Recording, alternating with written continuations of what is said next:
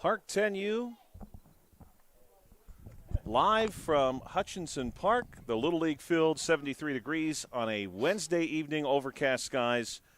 Thank you for joining us here on the South Union Township Sports Network. The South Union Township Supervisors present this network today live from the Little League field. It is the Red Sox and the Braves. Hi, everybody. This is Joshua Scully alongside Bill Dice tonight. This network is a cooperative joint venture between Township Supervisors Bob Schiffbauer, Rick Vernon, and Jason Scott, along with Armstrong and Breezeline Cable and our friends at CUTV, including Gary Smith. We're going to call this one the Battle of Boston, the Red Sox and the Braves. Of course, the Major League teams that these teams are taking their names from either play in or did play in Boston. The Boston Red Sox began life as the Boston Americans, later adopted the Red Sox moniker. And the Boston Braves, they've gone through quite a few name changes, ultimately relocating to Milwaukee and then Atlanta. They've been the Atlanta Braves from 1966 to the present. Braves tonight dressed in blue and red. They'll be treated as your guest. The Red Sox in red and white. They will be treated as your home team. And we do have to share with you tonight the complete stats so far for the Red Sox. I do believe, Bill, and you could correct me if I'm wrong, it's a grandparent of a player who compiles these stats. Yes, you're correct on that one. And Josh, it looks to be a good game tonight. A lot of firepower from both teams, so hopefully our pitchers can throw some strikes and we can see some balls batted around out here tonight, improve those stats a little bit. I think we certainly could see that. For the Red Sox, starting pitcher will be Dylan Sampson. Dylan, of course, some impressive offensive numbers. We'll see him at the plate, I know, early in this Red Sox order. Boston Braves, as they were known for the first several decades of their existence, actually began life as the Boston Red Stockings. You have to go all the way back to 1871 for the Boston Red Stockings, and then they became the Red Caps from 1876 to 1882. And we're ready to get started. First pitch on the way from Sampson. This one up high. 1-0 count for Kaysen Brashear. Josh, about 4 minutes early on the scheduled start time, so we'll take that. Yeah, absolutely. Early start. No real risk of any inclement weather tonight. This one misses outside, and the count goes 2-0. Maybe a passing shower at worst. Yeah, it feels pretty good out here right now. It does feel pretty good. That breeze is really nice. Brashear spins out of the way of this one. Brashear, the right-handed bat, deep in the batter's box. He takes this one inside, will draw the walk to get started. Now they called that a strike. No, check that. They did call that a strike. And just like that, Dylan Sampson is back in the count. Sampson is a righty. He'll come set. Now here's the kick and the pitch. And this is in for a called strike 3. And Brashear is down on strikes. Nice work by Sampson there to fight back and get the strikeout, Josh. He was behind in count 3-0. Came back 3 straight strikes. Yeah, he did very well. Last couple of pitches especially good. Rory Webster at the plate now. Webster takes one up high and inside. The Red Sox have called up just before the start of the game a player from the Diamondbacks who's playing the hot corner for them. This one misses outside. We'll get confirmation on a name for that young man. That's Mick McScannon. Oh, yeah, you know what? I see that. He's even got a little call-up spot on the lineup card here. Oh, there you go. He's on the official lineup card. 3-0 count here on Rory Webster. Yeah, Mick, great player.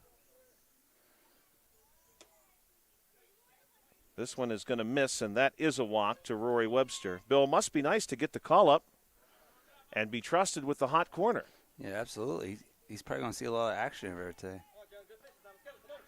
Jonah Hartline at the plate now, the number 3 bat for the Braves. This one is Down low and away. Runner, I should say, will go. And he's safely up to second base. We do play 6 innings for 10U. We got another game coming up after this one, the Pirates and the Expos.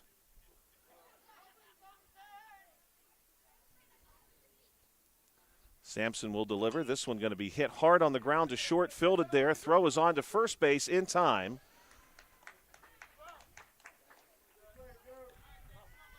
And for Hartline, that's 6-3 on the putout, but the runner moves up a station.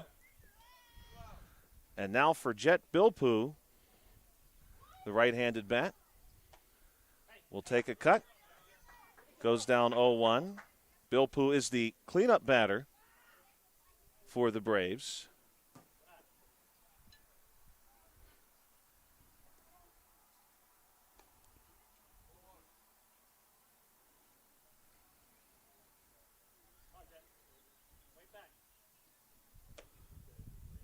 This one goes outside, 3-0.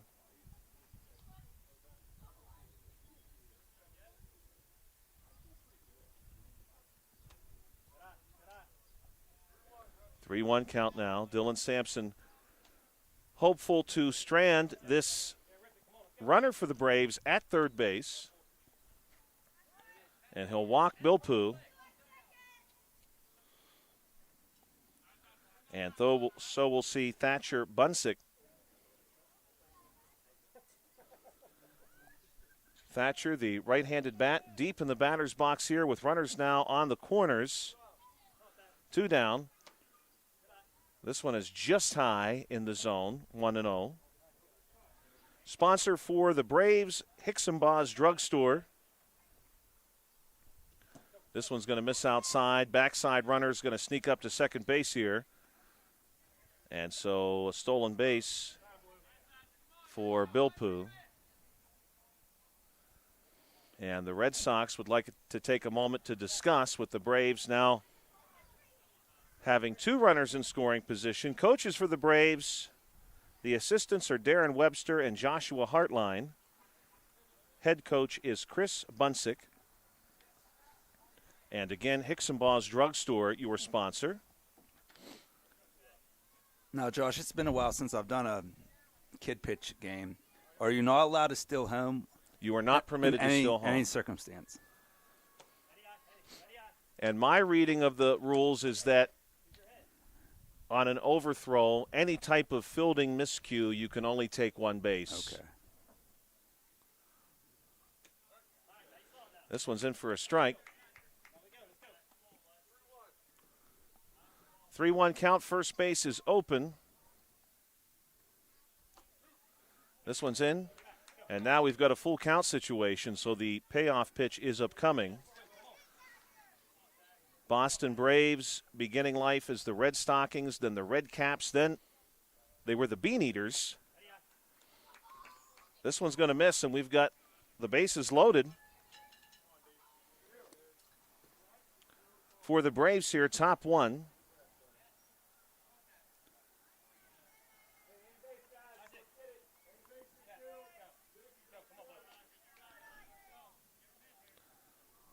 Isaac Evick will foul one back. Isaac will be followed by Hayden Stefanik.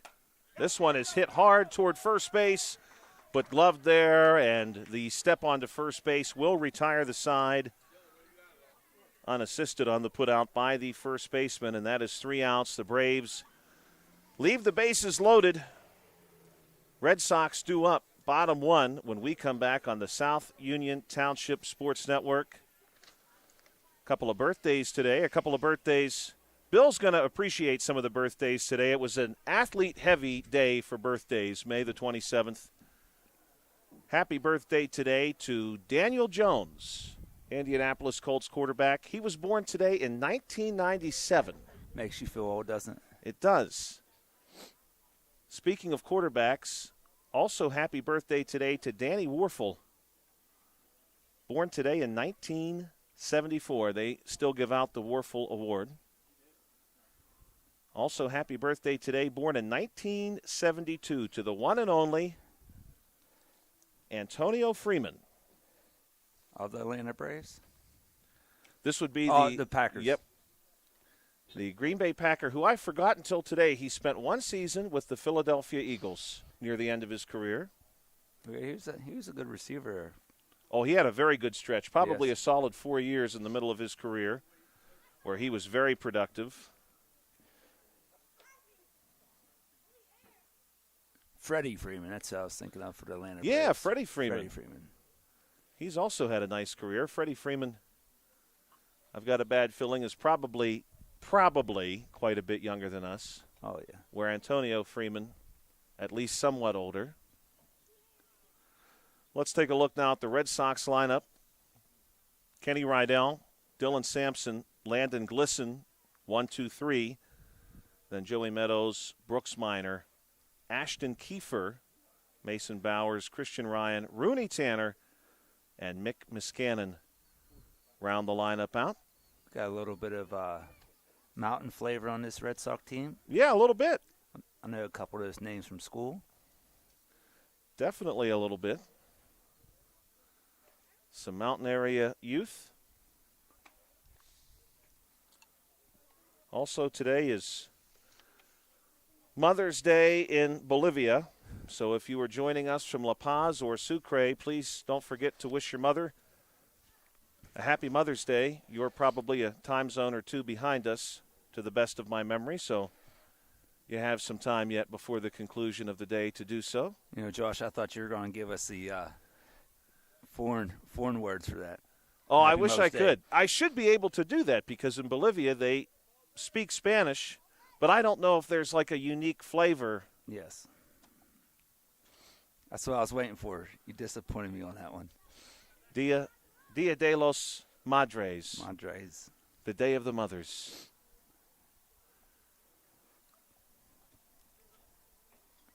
I hope it's really called that. I can remember that. You'll have to look it up. Left-handed bat here, Kenny Rydell. Kenny has 19 at-bats coming into this game, batting average .647. He fouls this one back, 0-1. On-base percentage, .684. So you're saying a cool 647? That's not too shabby. No, My not at goodness. all. First year into kid pitch. That's very impressive. Looking for his first extra base hit this season. Takes a cut here. He does lead the team with 11 singles.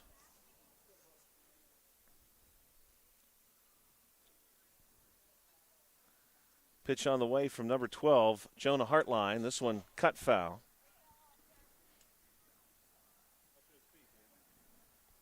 Quite a few players on this Red Sox team have already homered this season. 6 total home runs for the Red Sox.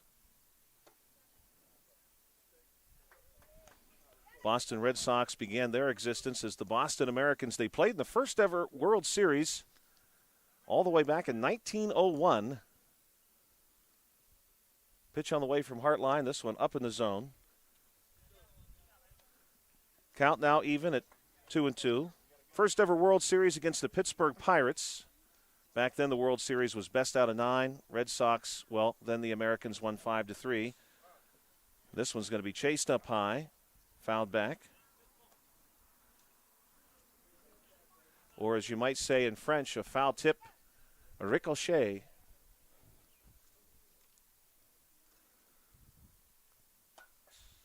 This one also cut foul. I'm getting ready for the French audience we're likely to get for the Expos and Pirates game. Josh, you might get confused and think it's the actual Montreal Expos coming back in Boy, would that be existence. funny. They're back together after all these years. This one popped up over short and nearly caught. Rydell will end up with a single.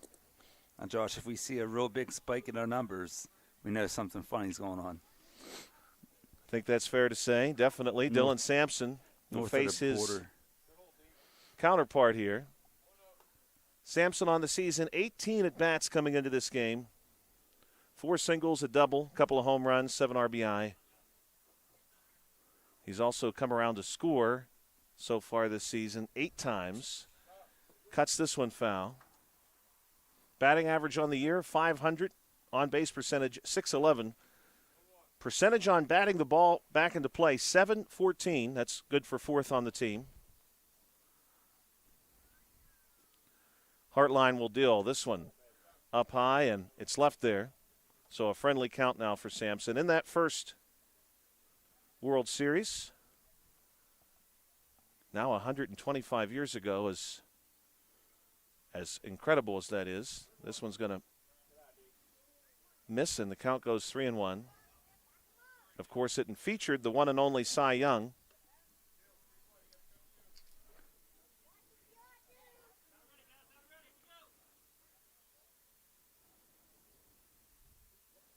Pitch on the way from Hartline. This one fouled back. I always like to share this. Cy Young, his first game to start in that series, he opposed the Pirates starting pitcher, Brickyard Kennedy, whose real name was William, also known as Roaring Bill. This one's going to miss, and that's a walk.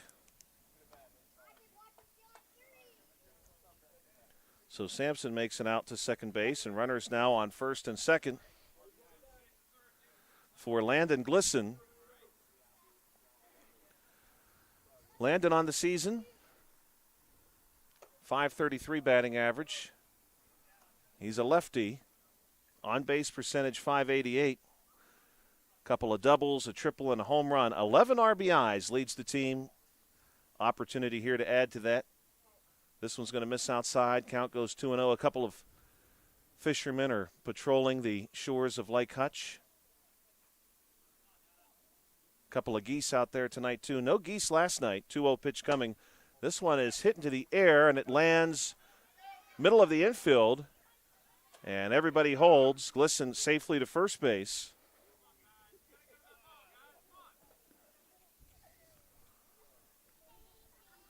So now we'll see Joey Meadows. Joey on the season, a .500 batting average, .633, check that, .636 on base percentage.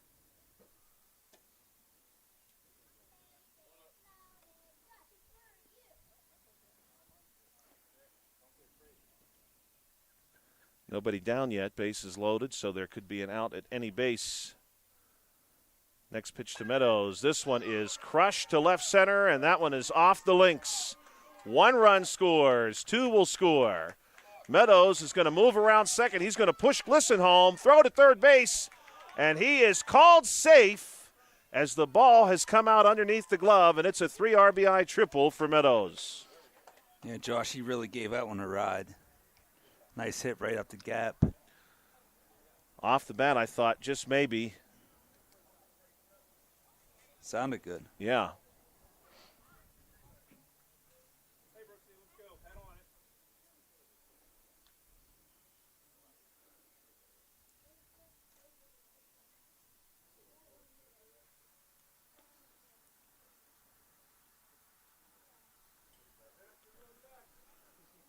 Brooks Minor, right-handed bat. Brooks on the season, 16 at-bats, a .615 average.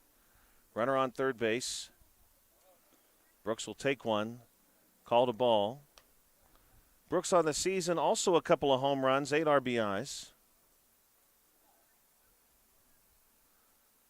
Brooks wears the goose eggs for the Red Sox. You have to wonder what the geese think about that.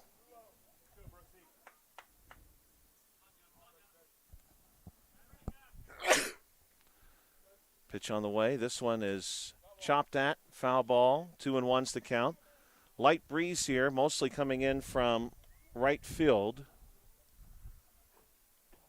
Expecting a cooler night and a cooler day tomorrow.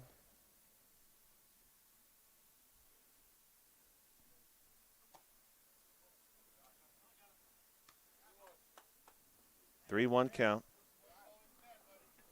Braves looking to record an out or two here. This one is going to be popped up right center, and this one gets down into no man's land. Meadows will score easily.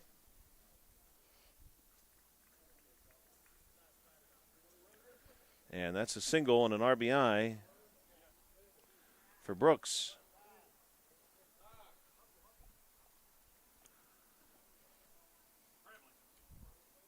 Ashton Kiefer due up. He'll be followed by Mason Bowers.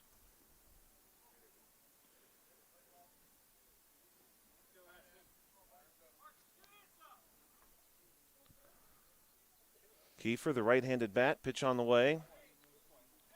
Misses this one. 0-1. Still no outs, huh, Josh? Nobody out so far in the first inning. This one waved at and missed, 0-2. In that first World Series, Kennedy and Cy Young actually battled through about half of the game. This one is going to miss. Count goes 1-2. Finally, the Americans broke it open against Kennedy. Cy Young would go on to win that game. The Americans would go on to win the series. This one just misses, 2-2. In fact, that game was sort of the turning point of the series because prior to that, the Pirates had sort of beat up on the Americans a little bit. This one's way up high. Runner's going to go.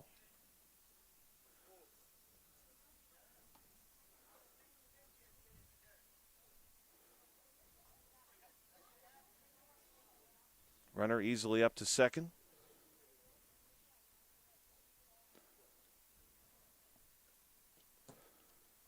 This one's going to miss. Runner takes off again to third, is in safely. And Kiefer has earned for himself the walk. Kiefer, he battled back there too, Josh. He was down 0-2 to start the bat. Yeah, he actually leads the team in the walks or hit by pitch category. That is his 10th such event of that nature. So he's a patient batter is what you're saying. Very patient. Mason Bowers at the plate now. Bowers, a .333 hitter this season.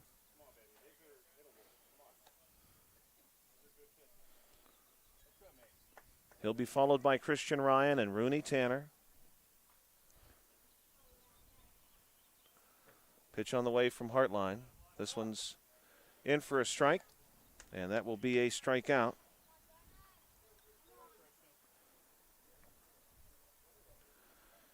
Christian Ryan, Rooney Tanner, Mick Miscannon. Those three round up the lineup. Christian Ryan this season, 16 at-bats coming into this game, couple of singles, drove in a run, has scored a couple of times. Takes this one up high.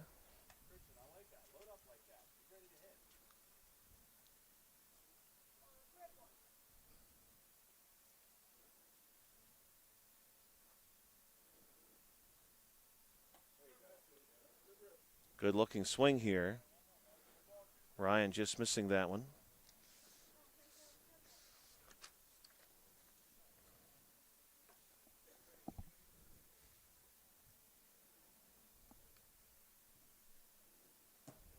This one misses down low. Ashton takes off for second base. He's in.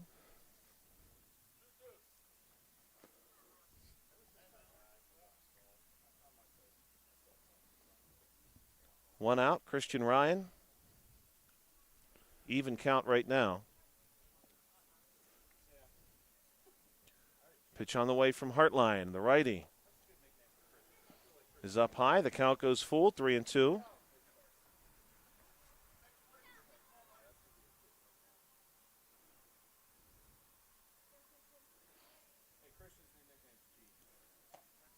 This one's in for a strike. It's a second strikeout for Hartline.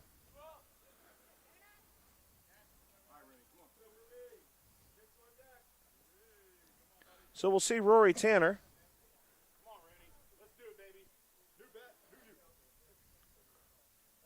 Rooney's ready to go. Pitch on the way to him. This one's going to miss outside. Rooney, 13 at-bats on the season. Has got an RBI to his credit. Has come around to score a handful of times as well.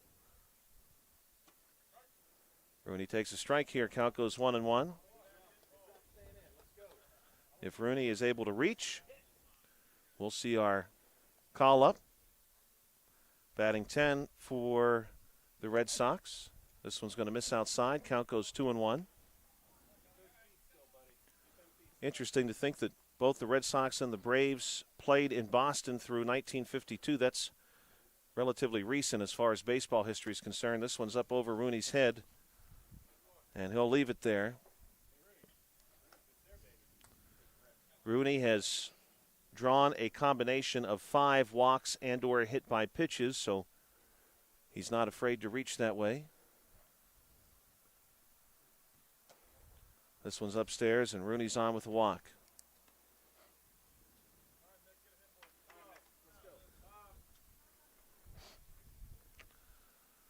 So now we'll see Mick Miskanen. Mick does a really good job. Now, Mick is playing up in this game. He does a really good job at the coach pitch level. Yeah, Mick, he's a really good player, Josh. You know, I wouldn't be shocked to see a couple RBI single on this at bat. Braves want to take a moment to discuss.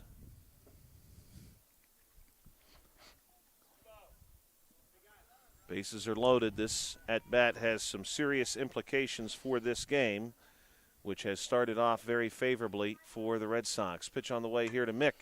Mick is going to hit one foul off the pavilion.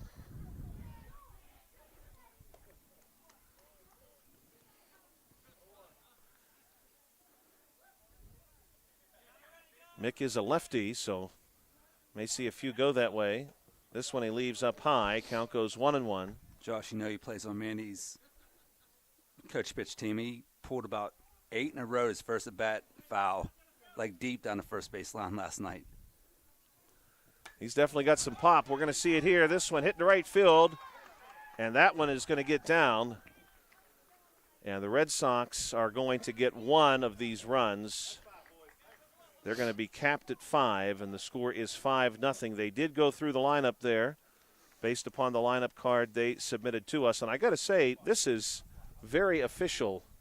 There are some nice. Small colleges that do not produce Yeah, anything like this, which is really neat. That is great to see. Game number 8, according to our lineup card, the Red Sox and the Braves. It's hard to believe we're that far into the season already, Josh. Yeah, it is hard to like believe. We just started. I've been taking a lot of nights off, and I guess it makes it go a little bit faster. Yeah, we already have reached the end of May, just a handful of days left in May. We'll definitely be getting the other teams on here very soon that we haven't so far. Yeah, we've got a relatively busy June based on what I've got in my calendar, so we can look forward to that. These Red Sox definitely a good team. Braves, plenty of time to battle back.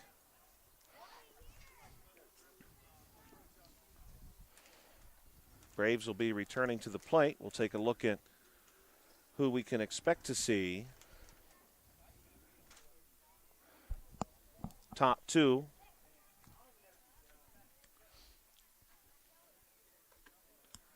Hayden Stefanik will get us started.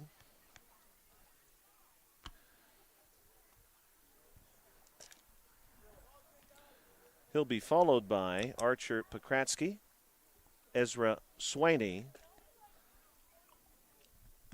and Reed Bertovich.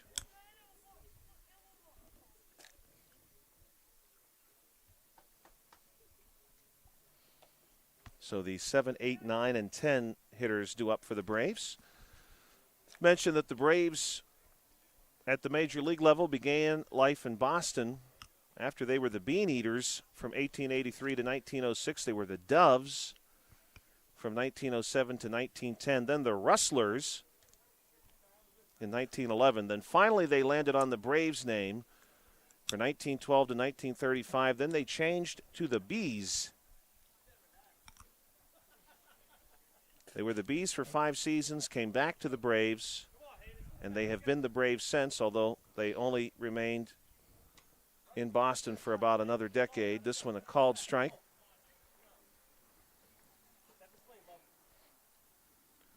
Sampson continuing to work as your pitcher. This one's going to miss, and the count goes 1-1. Braves left for Milwaukee, Wisconsin, 1953 to 65, and then ultimately moved to Atlanta. This one swung at and missed, 1-2 count. Milwaukee, of course, now home to the Brewers.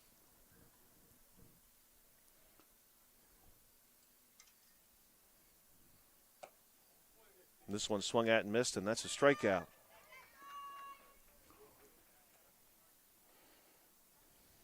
So now we'll see Archer. Pokratsky will make his way to the plate. Archer will be followed by Ezra and then Reed. Archer wears the 00s for the Braves. Top two, 5-0 score. This one hit on the ground, and this is Mick, the call-up. Good-looking throw to first base, and he does it. 5-3 on the putout.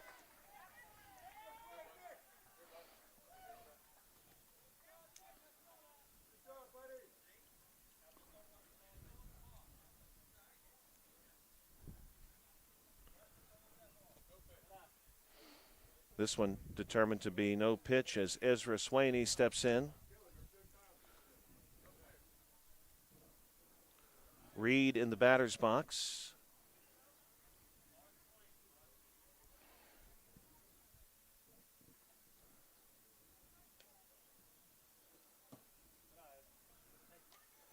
This one misses outside. The Braves started this game off pretty well, drew quite a few walks in that first inning. We're not able to push anybody home. This one misses. And Josh, he left the bases loaded, if I did remember. Yeah, they did. That top of the first inning seems like a lifetime ago, though. The Red Sox certainly did their damage, thinking really of that hit that we saw from their cleanup bat, Joey Meadows. 3-0 count right now. So, Josh, I was almost correct with Mick Muscanon. He got the single, should have been 2 RBI, but the 5-run cap neglected one. Yeah, that's true. Mick had a nice hit, dropped one into right field. We have definitely seen some hits leave this park. It's 212 down the left field line, 230 to right center, which is the deepest part of the park. Full count now against Swaney. Pitch on the way from Sampson. This is a called third strike. And it's 1-2-3 for the Braves here in the top of the second inning. The Red Sox will have the opportunity to more or less pick up right where they left off at the top of the order.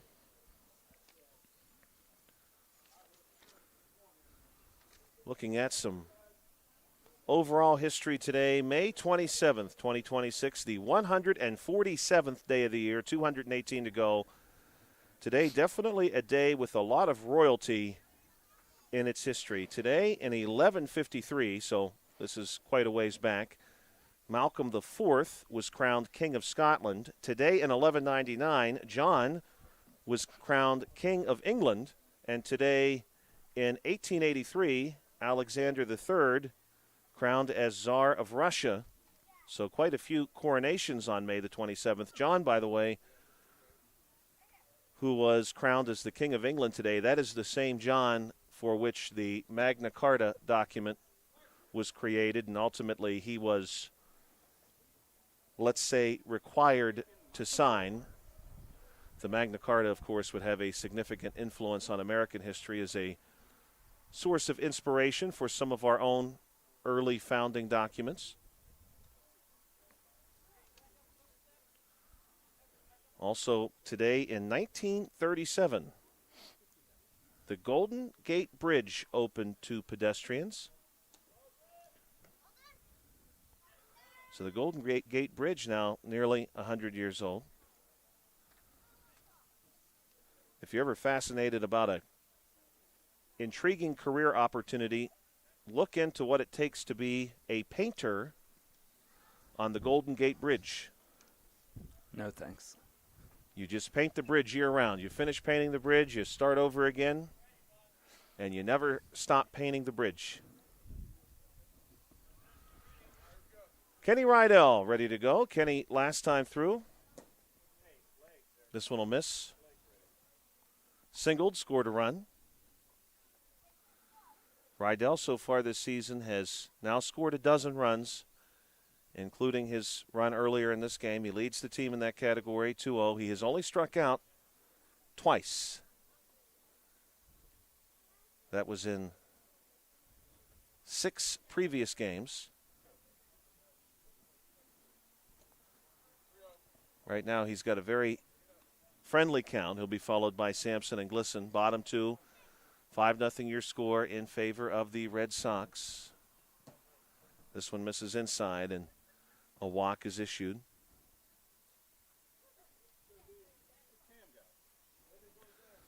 Dylan Sampson now will step in.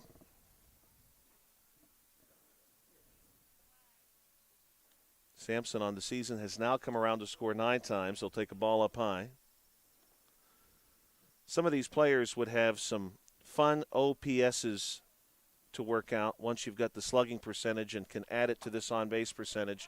Here's a grounder that finds its way through. Now that's the definition of a seeing eye single. Lead runner is going to get all the way over to third. Good base running there by Rydell to get to third. Smart move by Sampson to stay at first. Runners on the corners, no outs. Yeah, runners on the corners for Landon Glisson. Glisson again leads the team in RBIs, although now a little less of a lead because Joey Meadows has put his name back into consideration for that. Meadows, by my estimation here, is now tied for second after the first inning. Landon still leads it, watches this one, and way outside. Josh, by my count, this is the second left-hand batter in the first 3 batters of the Red Sox lineup. Yeah, they lead off with the lefty. Lefty here in the 3-hole, and this one is given a ride to deep center field. This one's off the links. That's going to easily plate 2. Glisson maybe thinking 3. He's going to round second, and he is in, standing up 2 RBI triple. That was a rocket there, too, Josh. I lost track of it for a second. I thought it was going to right field, and here's left field. I think that one might get out if it goes straight down the line. It would have been very close. Now the dangerous Joey Meadows at the plate. Meadows is going to hit one foul, and just over truck? Me. Oh! And just missing Bill's truck. I'm going to say by less than a foot. As long as it doesn't hit the windshield. That was incredible. That was really incredible. I think the wind blew it.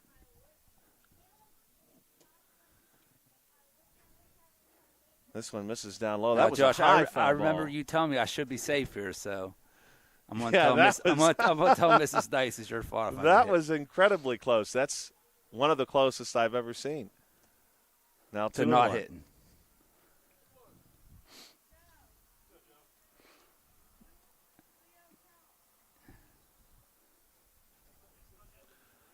Meadows on the season now leads the team with 3 triples. I'm assuming that previous hit will be scored as a triple. Oh, it had to be.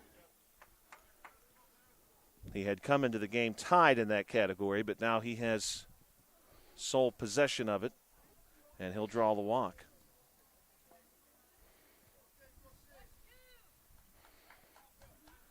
So now we'll see Brooks again. And Brooks definitely has power to put one into Lake Hutch. Brooks, a single and an RBI. We'll take a strike here. You know, Josh, this league is so much different than the coach pitch league. Just like, you know, I've seen obviously a lot of coach pitch games this season. This is just such a different league. I kind of forget how different You do take a big step. Yes. It is a big step, certainly. So, especially if you're a first-year player in this league, you come out and you're hitting 500, 600, that's incredible, I think. Brooks will step away from this one. Meadows will take the opportunity to move up. 2-1 count on Brooks Minor. Brooks does have home run power. 2 of the 6 home runs the Red Sox have hit. Now, Josh, I'm curious if any of those have gone over the fence or not. So I think some of these kids show they can. Somebody's playing the drums for us. This one's going to miss, and a walk is issued.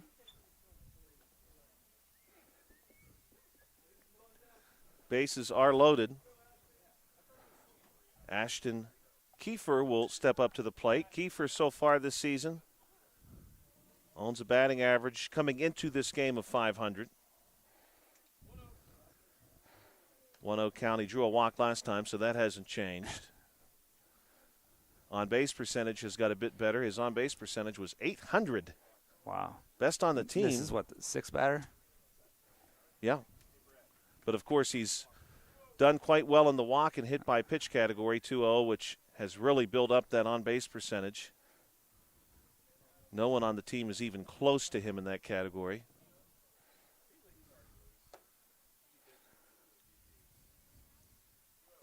.3-0 now.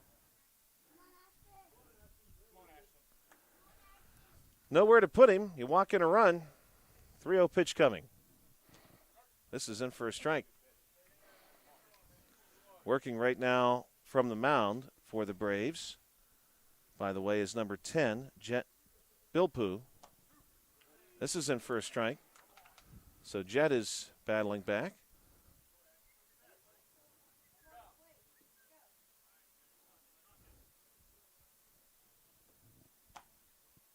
And Ashton is going to draw a walk.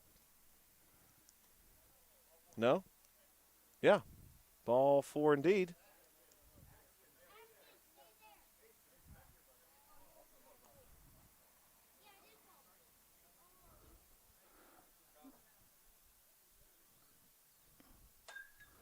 Oh, my. So the coach has come out and has offered a pitch here. And yeah, I think that must be a rule with you can't walk around him, maybe. Oh, maybe. I like that rule. Yeah, I do like that rule. Kind of like to see that rule on every bet. But I'll tell you what, Ashton was up for the task there. He gave that one a ride. Right. And I just reset the count. Chops this one into the ground. Play is going to be at third, and there is no play. Everybody's safe. Infield single. And so Kiefer's got the single and the RBI. Score goes 8-0. Mason Bowers at the plate. Bowers will bat with the bases loaded. This one inside. A couple of Red Sox in scoring position, of course. Second and third. On the Major League Baseball side of the card tonight, it's former Bucko Jamison Tyon taking on the Pirates, who are throwing Chandler tonight. Chandler looking for his second win on the season. Pitch goes outside. Chandler has not got a whole lot of help from the Buccos bats his last couple of times out. This is in for a strike.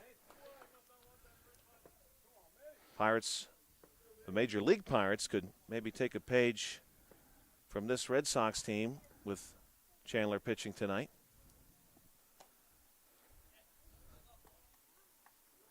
3-1 count for Mason Bowers. Bowers last time threw a strikeout victim. Chance to really break this game open here. This one's going to miss down low.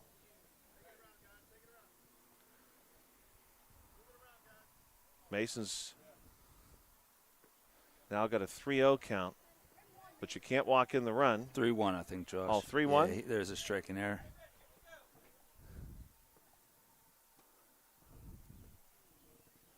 3-2. Still an opportunity here for Mason.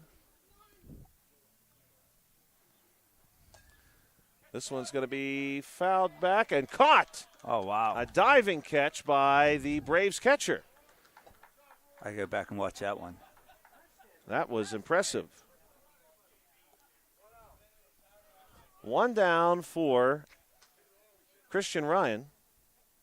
Oh, what a catch. I got that on video too, Josh. I just had to go back and watch it. Yeah, that was really good Yeah, because he was sort of diving, had to make a last-minute adjustment from the ground. This is in for a strike. Good-looking pitch here. Yeah, I like that. That's candidate for play of the week. Yeah, I would say it's got to be in consideration for that. This is going to miss.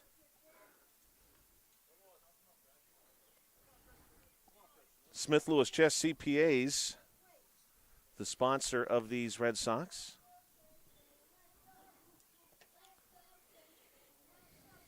This one misses down low. Bottom two. 8-0 ball game. This one catches the front part of the plate and then bounces over home plate. Josh, who's the catcher back there? I missed the name on that one. We're going to get you a number for sure. Okay. This is in for a strike. I'm going to take a guess at who it is. I'm thinking it is Isaac Evick or Jonah Hartline.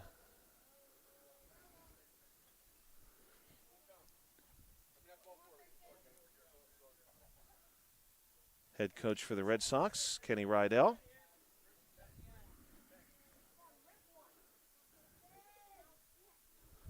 Christian Ryan gets one from his coach, and he lays into one, and he line drives him. Oh, my. You know what, Josh? I was just thinking it's kind of dangerous for the coach not to have a glove out there, but I don't think it would have mattered on that one. My goodness. Christian Ryan. I think Coach Kenny's heart's beating a little fast on that one.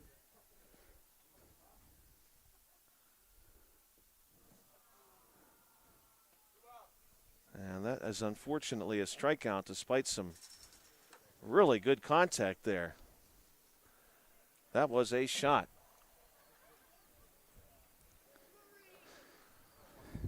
Rooney Tanner at the plate. Rooney last time drew the walk. Pitch on the way from Bill Pooh. That one just misses outside. Yeah, Josh, a couple inches right or left. That's probably a 2 RBI single for right, Christian there. I think easily. That ball had a lot left on it. Okay, I'm going to get you a name here, Bill, for the catcher. That is, without question, Rory Webster, number 23. Nice catch by the young man.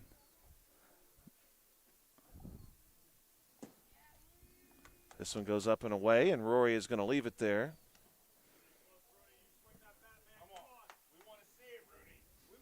Coming up next, scheduled for a 7:45 start, Expos and Pirates. This one hits the plate.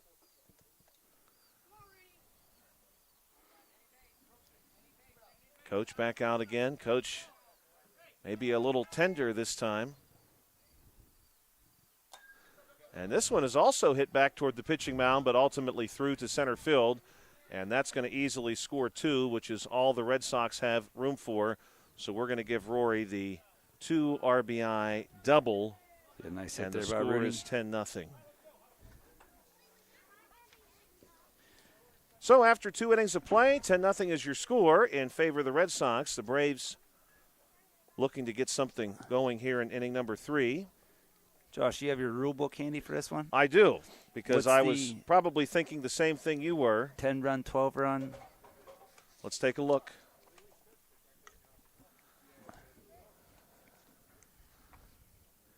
At what officially we are looking for here. So here you go, Bill. If a 10U team has a 12-run lead, the team with the lead will be given the win if 3 1/3.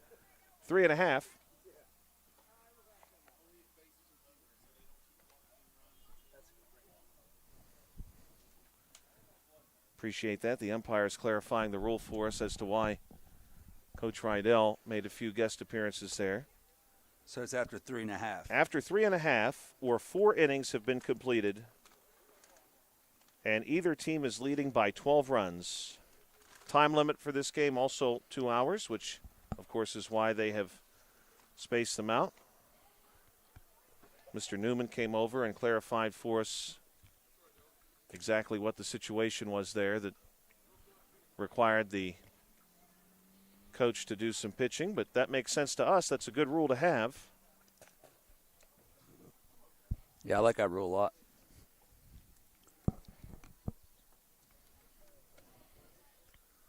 Dylan Sampson will remain the pitcher for the Red Sox. And, Josh, if I'm correct, they got a 3-inning pitch limit as well. That sounds right. In fact, that is actually the rule before that one. It says a pitcher may pitch 3 innings per game and 6 innings per week. Must have a 40-hour rest period.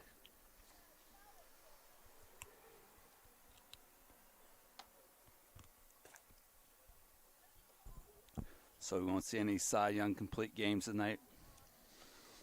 Well, Or could we? I think you technically could. No, because the Braves will have to bat twice, 2 more times. Oh, you're right. So Right, Sampson that's a good point. This has to be Sampson's last inning. And Braves still will get 2 more bats. But no save opportunity No as save. it is right now.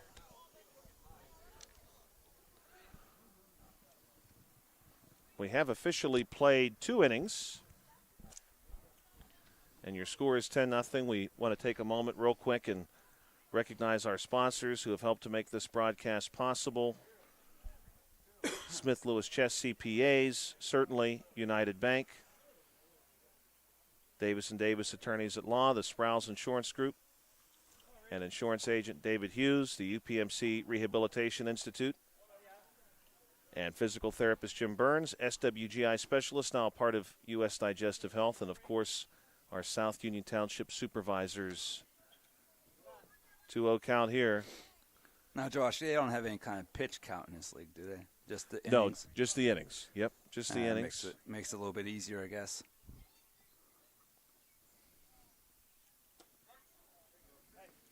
This one's in for a strike. Josh, I'm just glad the Zyrtec's starting to kick in a little bit. I haven't sneezed in the last 5 seconds. So It's unfortunately that time of year. Definitely that time of year. Reed Bertovich. 2-2 count for Reed. And, Josh, it's kind of crazy. Sampson, he looks almost more comfortable when he falls behind the batter. He certainly has not hesitated to throw strikes late in the count, even from the very beginning of this game.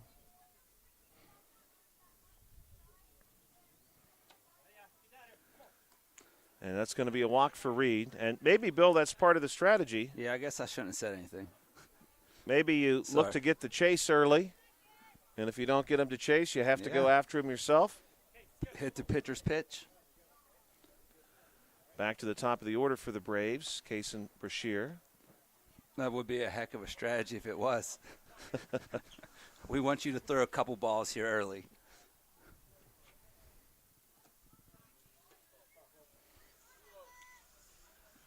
Two-0 count now. You know, Josh, we talk about, the difference between the coach pitch and the kid pitch. Just the catcher factor in the whole thing.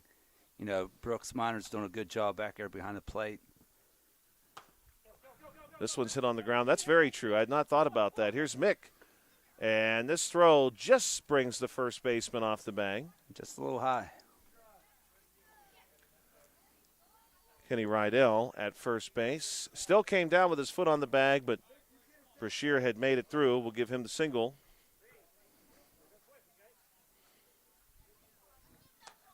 This one up high, 1-0 to Rory Webster. Rory last time drew a walk, stole a base. Has done a good job working behind the plate for the Braves.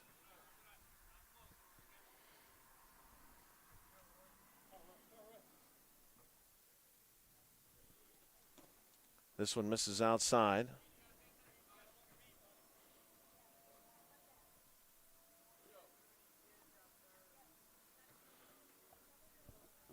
Three-0 count now to Rory. may be able to load the bases here. This one up high, and Rory does indeed draw a second walk today. Drew a walk in the first inning, gets a walk here in the third inning. Now with nobody out, an opportunity to talk to Dylan Sampson. We also want to remind you, if you're watching this game on Armstrong or Breezeline Cable, you can now find our broadcasts online. It's very easy to find. Just go to YouTube, search South Union TV. You can subscribe for notifications when our events go live. You can find us on Facebook too. Jet Bilpu at the plate.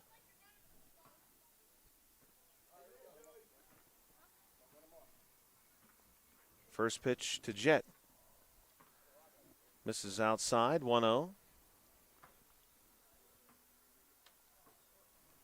Chance for the Braves to make a move here. Nobody down, bases loaded.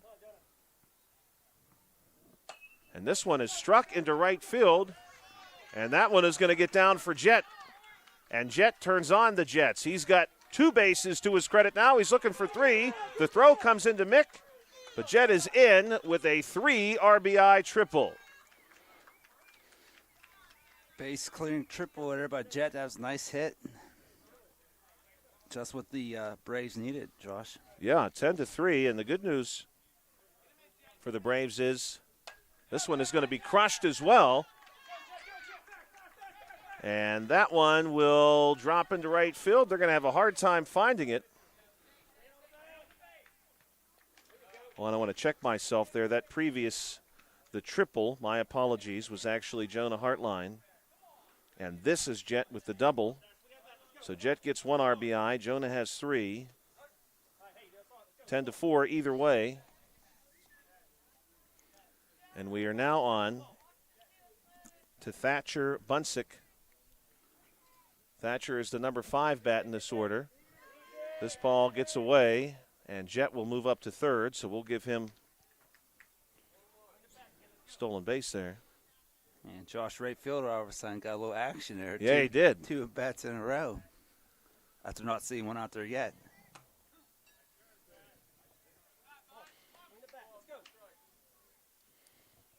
Nobody out yet for the Braves. The Braves can score one more.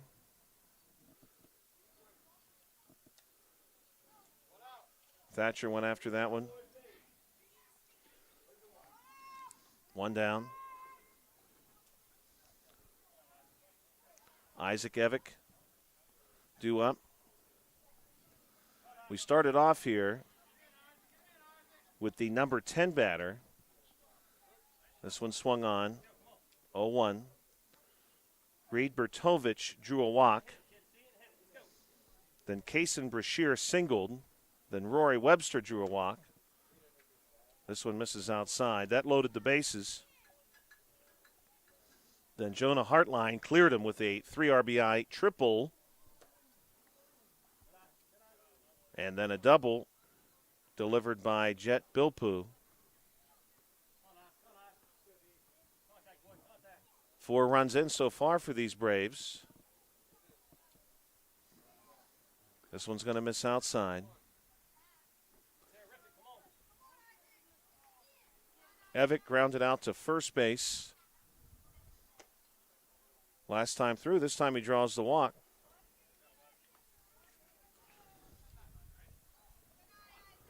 And we're going to see Hayden Stefanik.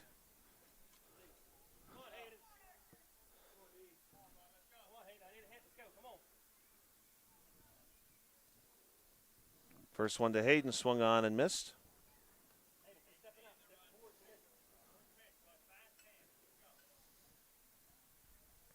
Oh, 1 pitch coming. Braves. Runners on the corners. Now 0-2. 73 degrees here tomorrow in central Fayette County. Partly cloudy skies. Beautiful day Friday. 77. This one hits the plate. And taking off for second base is going to be number 17, Evick, and he's there easily.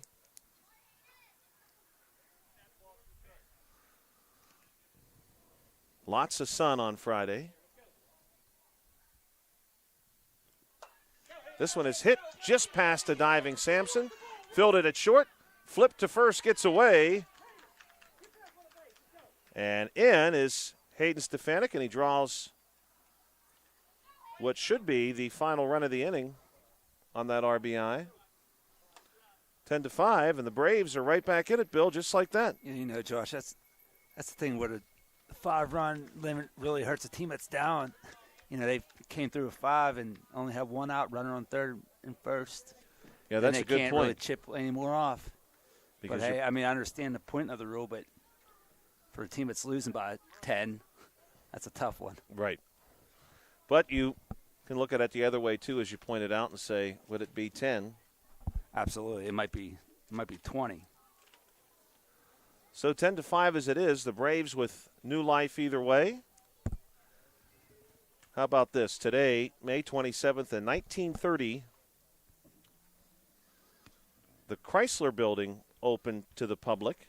At that time, it briefly held the record for tallest man-made structure in the world at 1,046 feet. Of course,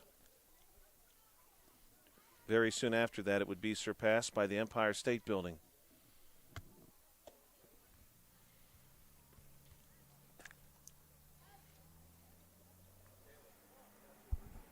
Josh, just saw an Expo player walk by. On the sleeve, it got a Canadian flag. Yeah, I like that. It's pretty cool. I think that's a sharp look.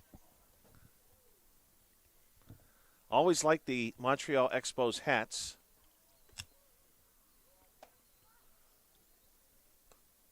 So, true Expos uniform. Josh, we got a new pitcher here for the Braves, 23. I think we do.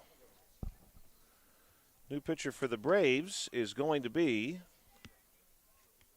Roy Webster. So he'll move from backstop to pitcher.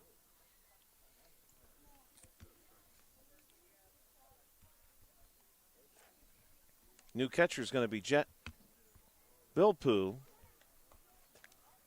So Rory will get a chance to pitch, and Jet an opportunity to catch.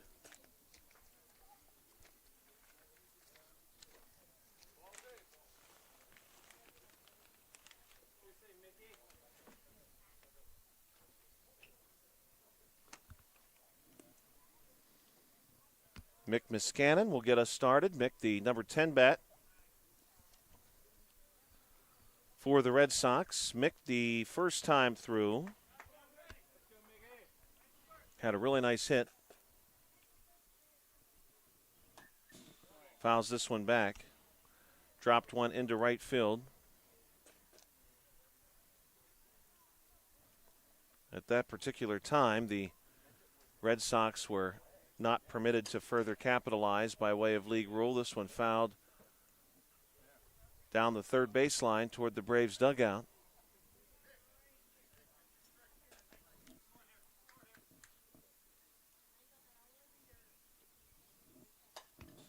Mick goes after this one, fouls this one up high.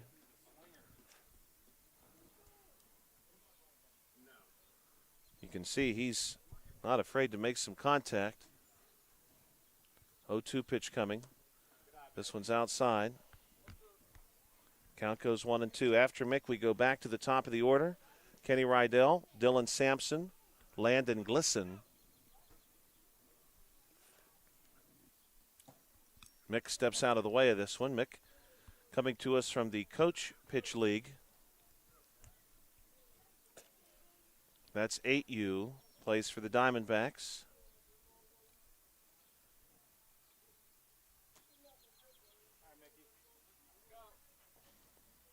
Mick has battled his way back into this count after fouling off quite a few to start the appearance at the plate. Contact here down the first baseline will be fielded, and the step on first base will retire Mick. Jonah Hartline taking care of that one. 3 on the putout. Kenny Rydell ready to go. Rydell sees one up high and away. Rydell today so far has singled and walked. continues by a relatively wide margin to lead this team in walks. This one is going to miss away. Percentage of balls hit back into play for this young man, 882 entering today.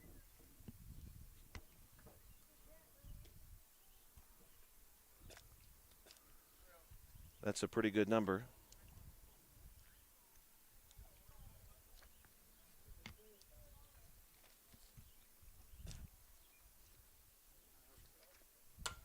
This one is hit right back to Webster, who unfortunately has the throw go just a bit high.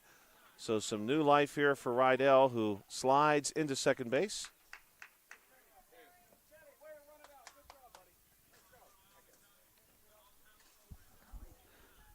Nice play by the pitcher, Josh. He just rushed his throw a little bit. Yeah, it came right back to him. Got his glove down in time. A relatively well-hit ball. Yeah, I thought it was getting through for sure. Sampson hits one through the gap between third and short, and this one's going to roll into left field. That'll score Rydell.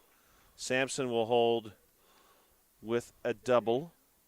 Picks up the RBI as well.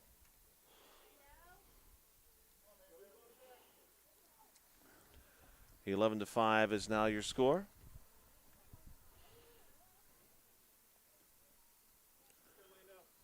First pitch from Webster to Glisson is in for a strike. Relatively quiet night at the park. A few people hanging around at the concession stand, but not too many. And Glisson smashes this one to center. That one is to the links. And Glisson is off and racing. He's got two. He's going to have three. He's got the green light. They're going to wave him around home, and it's Landon Glisson. And there will be no throw, and he's got a home run here in the third inning for the Red Sox. Another really solid hit there by Glisson. The last two plate appearances, he absolutely smoked the ball, Josh. Almost the same spot as the last at bat, too. He definitely got all of that one. Really well struck. Joey Meadows will watch one go by away. Now I'm sure Joey say, man, Landon, I wanted some guys on base. Right, that's a good point. Landon clears him, continues to lead this team in RBI. He's had a good night for that tonight. This one chopped back to Webster. Webster flips to one, and it's 1-3 on the putout. By my count tonight, Landon Glisson has at least, and I think I've got them all, at least 4 RBIs to this point in the game, which means he has on the season 15 total. Yeah, I was going to say 4 or 5. Brooks Minor will take a strike.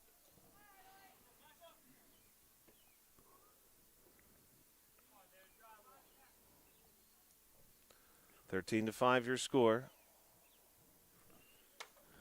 This one hit back to Webster. Webster's been busy. Flips on to one. Gets him. And that's 1-3 on the putout. And so the Red Sox strike for a few more, but some good fielding here by the Braves. Keeps this one 13-5. After 3, we'll go to the 4th inning. Scheduled to play a maximum of 6. So still time for the Braves to work their way back into this game. Couple of more birthdays here for you for game number 1 of 2. Bill will like this one. Born today in 1968, the one and only Frank Thomas, the Big Hurt. I believe we did a game last year on his birthday, Josh. I think so, yep. Maybe that was a day we were just talking about famous nicknames, maybe. Frank, of course, best known for his time with the Chicago White Sox, but he also spent some time with the Toronto Blue Jays and the Oakland Athletics. Also today, happy birthday, born today in 1975, stepping into the world of music and entertainment. Happy birthday to Andre 3000. Had a couple of hits. Probably 15 or 20 years ago now, as part of Outkast.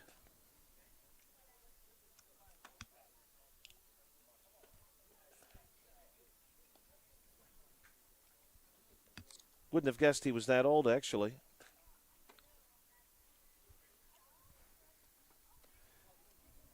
Got a new pitcher here for the Red Sox. That looks like Glisson out there. Lefty.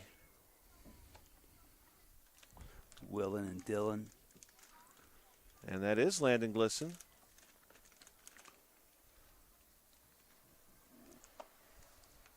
Almost has a three-quarter style release point there.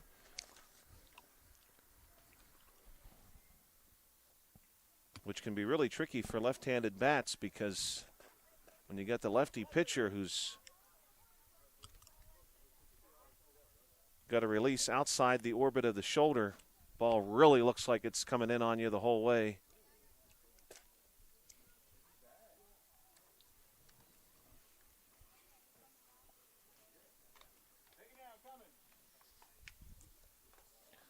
Braves ready to go. Braves again sponsored tonight by Hicks and Baugh's Drugstore, Smith Lewis Chess CPAs for the Red Sox.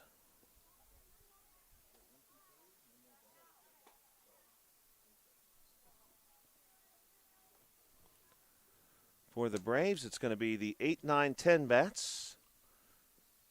Archer will get us started. Ezra Reed. Archer Pokratsky.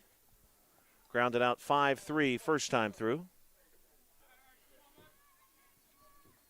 That was back in inning number 2. And it will be a lefty forced to face the lefty, Glisson. This one will miss down low.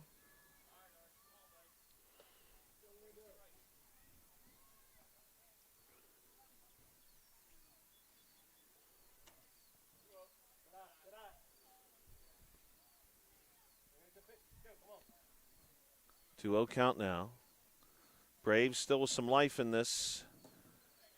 Certainly would benefit from one more big inning to really put themselves back in the mix.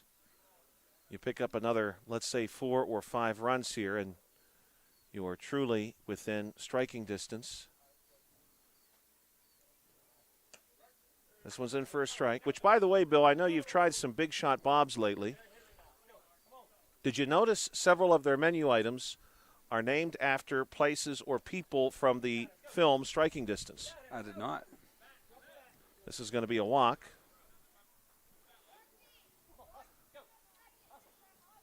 Ezra Swaney will step up. Striking Distance, of course, the early 90s action film set in Pittsburgh starring Bruce Willis and quite a few others, a real ensemble cast. This one in for a strike. Sarah Jessica Parker in that film.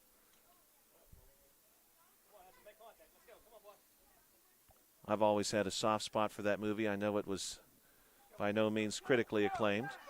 Runner takes off here and is going to be in safely by a step. Archer with the stolen base.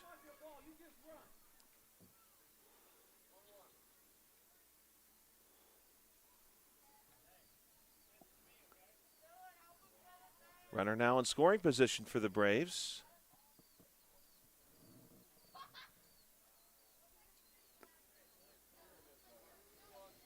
2-1 count. Reminds us, does the home plate umpire. I think we've had this officiating crew a few times already this season. This one up high.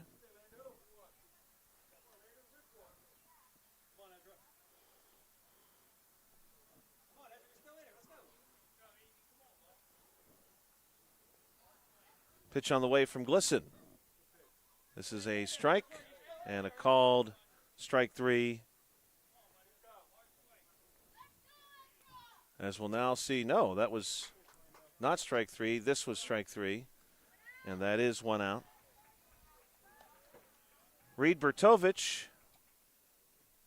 who walked last time through, is the last batter of the order. After Reed, we go back to the top to Kason Brashear, who's in the on-deck circle. He's 1 for 2.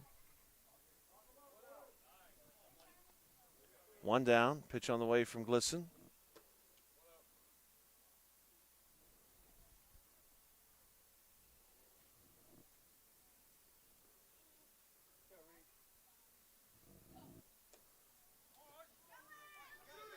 And Archer's going to take off again. Now he turns back to second base. And the throw out does not get him. He is safe.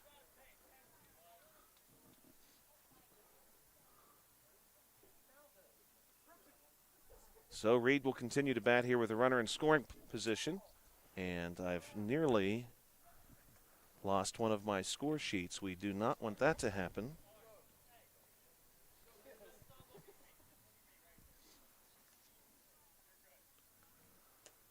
This is in for a strike. Told Bill before the game started today, I have the honor and privilege. Pitch on the way. Going to be called a ball here. Archer this time is into third and has to hold it there on the overthrow. So Reed will continue to battle now with the base runner just one station away. But I have the honor and privilege tomorrow of the Washington, D.C. field trip. We'll take off from Fayette County about 6 a.m. This is in for a called second strike.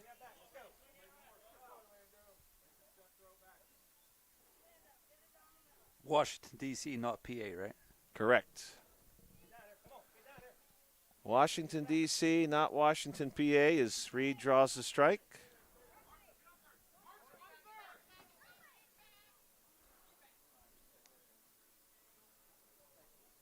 We're back to the top of the order. Braves are threatening here. Kaysen Brashear, 1 of 2 so far. Singled last time through, struck out in the first inning. Good-looking swing here, but Kaysen misses this one. Takeoff about 6 a.m. Should be to the national capital no later than 10. Back on the school bus sometime around 6 p.m., 6:30 p.m. maybe. 02 now. Back home and maybe 27 hours from now. But who's counting? This one is hit foul.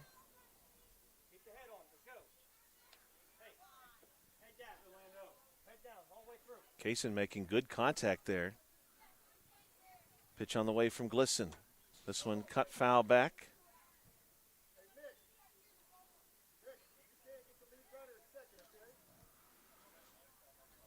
Braves really, at least from my perspective here, playing with house money. They were down 10-0. 13-5 and threatening does not sound so bad. Brashear, though, down on strikes.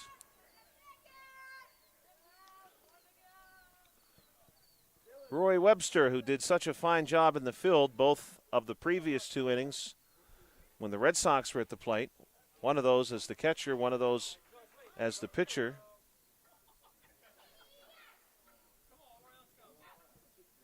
Oh, 1 coming. This one skips in 1-1. They're going to send Reed, and he's in easily to second base, and now 2 runners in scoring position.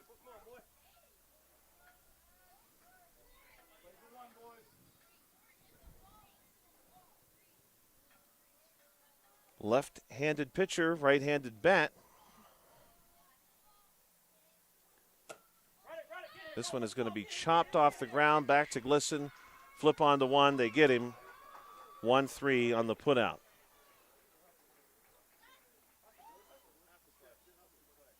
Webster, prior to that ground out, had drawn 2 walks. And so when we come back to the Braves, next inning, they'll lead off with Jonah Hartline. For now, we can redirect our attention to the Red Sox.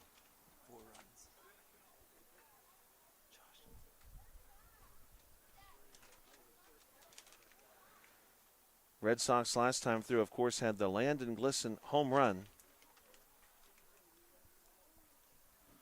They'll be leading off with Brooks Minor. A couple of historical birthdays here for you today. Of course, these are people who have gone to the great beyond. Brooks made it last out. He grounded out to the pitcher.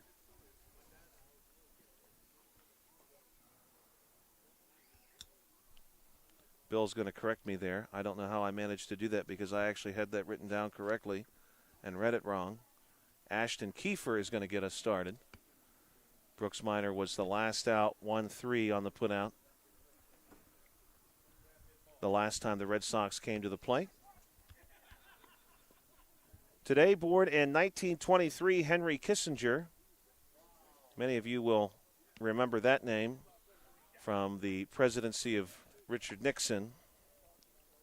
Also born today in 1911, Vincent Price.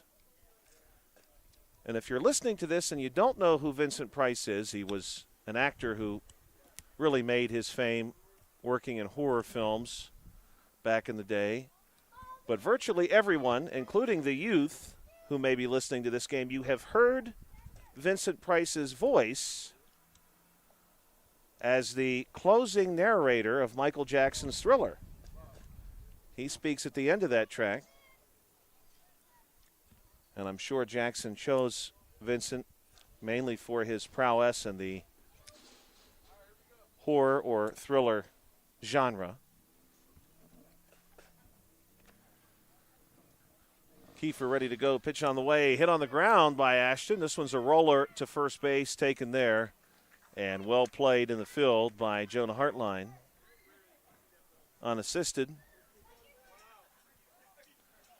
So Mason Bowers, Christian Ryan.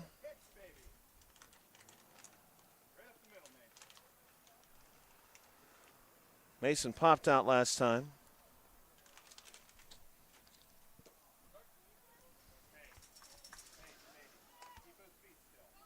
Just enough wind here tonight that I need a paperweight.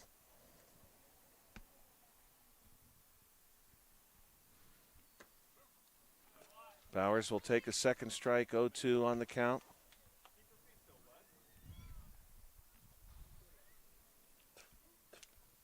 Webster will kick and deal. This is in for a strike.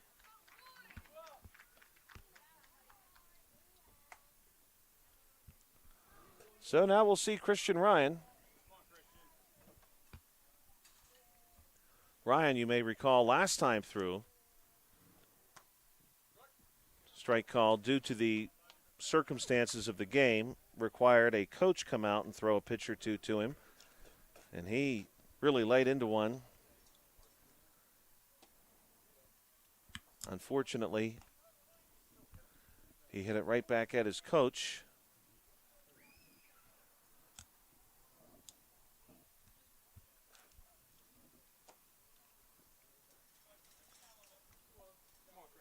This one goes up high, 2-1 count now. Webster looking to battle back and see if he can't get back ahead of this count for a strikeout perhaps. This one is in for a strike, 2-2. Webster with a chance to put together a 1-2-3 inning the first time against these Red Sox. There it is. 3 up and 3 down. We'll conclude the fourth inning.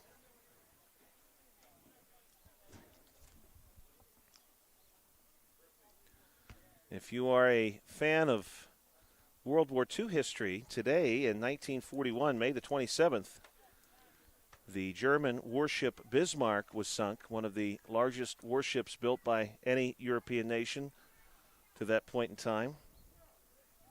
Bismarck was sunk in the North Atlantic. Nearly 2,100 sailors went down with the ship. Bismarck ended up sinking to a very deep part of the Atlantic Ocean. It is nearly 16,000 feet below the surface of the Atlantic. That's a long, long way. That is 16 Chrysler buildings, nearly. Definitely at least 15 of them.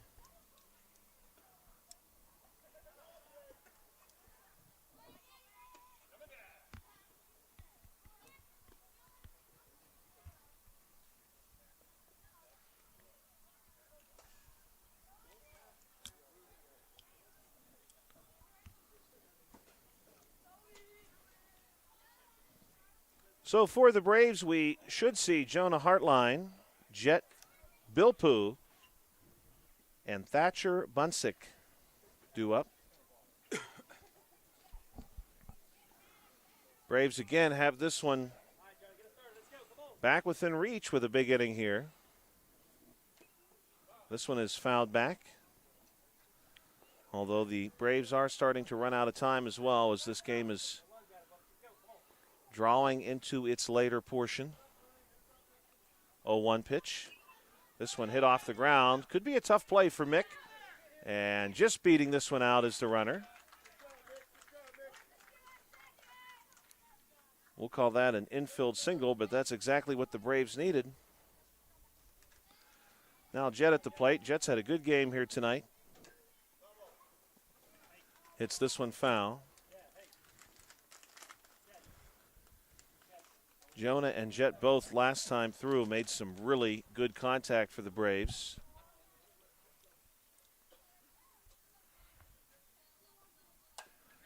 This one is going to be skipped to short. Play is at first, and by a step or two, they will have Jet retired. 6-3 on the putout.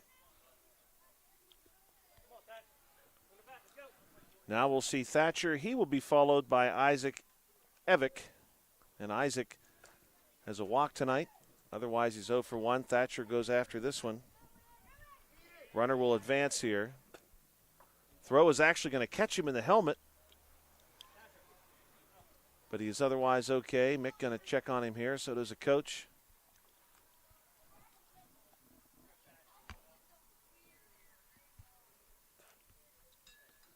Landon Glisson. The lefty. Good looking pitch here. Swung on and missed. He's ahead of the count. Thatcher tonight 0 for 1 with a walk. And that is a called, well, I suppose a swinging third strike, rather.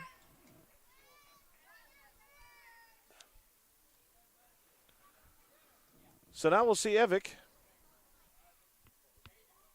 Isaac also 0 for 1 with a walk tonight.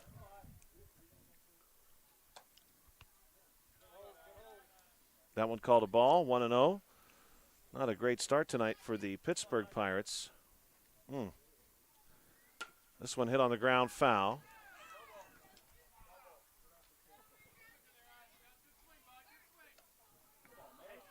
Chicago Cubs, of course, looking to break a lengthy losing streak tonight. This one inside. I saw a statistic today that said the Cubs already this season have 2 10-game winning streaks and 1 10-game losing streak.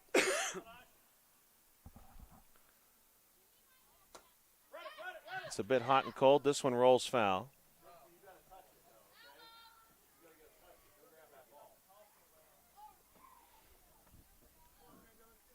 Evick, who wears number 17 for the Braves, will jog back.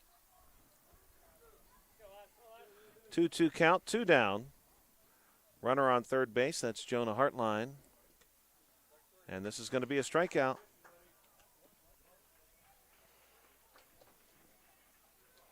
Couple of strikeouts that inning for Landon Glisson.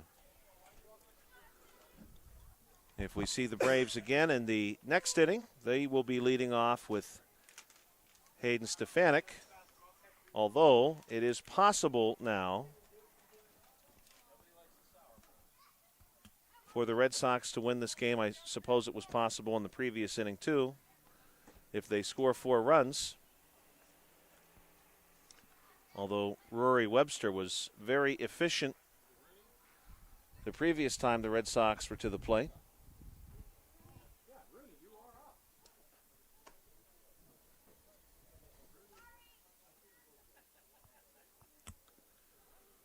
We'll see Rooney, we'll see Mick, and then the top of the order, Kenny Rydell.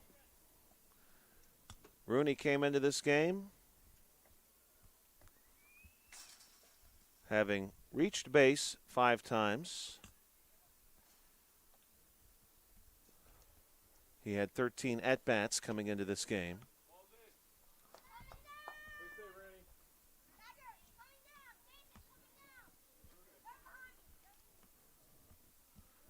And Rory Webster will continue to pitch for the Braves.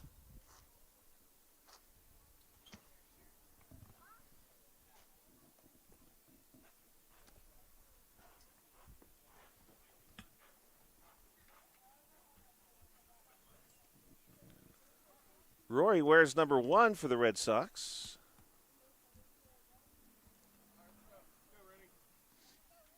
Webster will come set.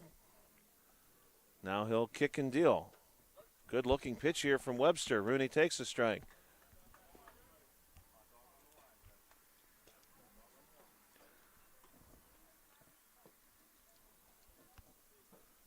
Next pitch to Rooney. This one down low.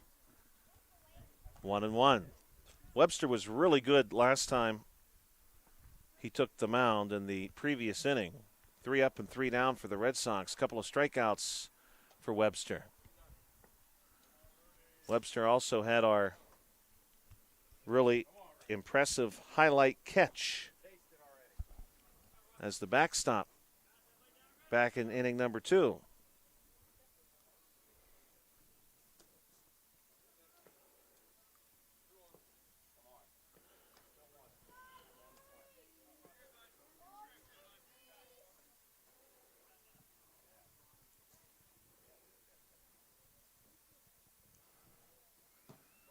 This one will miss, and Rory gets the walk, so he has reached base yet again. Rory's had a busy night tonight, actually.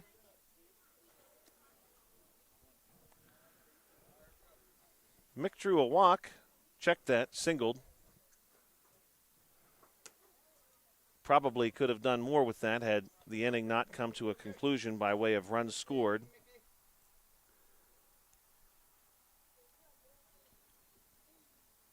Grounded out last time. This one well hit down the first baseline, but foul. Expos and Pirates coming up next.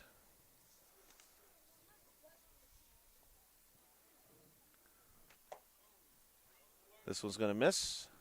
You may have noticed there are no trivia questions in this game for Bill thus far because they're all going to come in the next game. So you have them loaded up for next game? Oh, yes. We got some doozies. They're good ones. Here's a good-looking hit, speaking of good, by Mick. A single into center field. So Mick now 2 of 3 tonight. Not bad for a call-up. Hey, it's Mrs. Holzapple coming to see us. This one's up high. Maybe Mrs. Holzapple wants to go on the Washington, D.C. field trip in my place tomorrow. A guest chaperone? Yeah. Boy, I wish I would have thought to ask her before right now. I know she loves field trips. She could have even had my meal voucher. This one is going to miss. Top of the order now for the Red Sox. Kenny Rydell at the plate.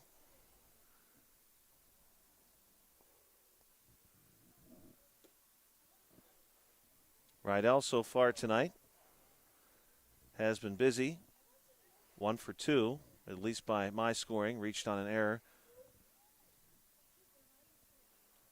Walked. Walks again. So he has helped out his on-base percentage tonight. When your on-base percentage is nearly 700, that's not easy to do. Bases are now loaded, full of Red Sox.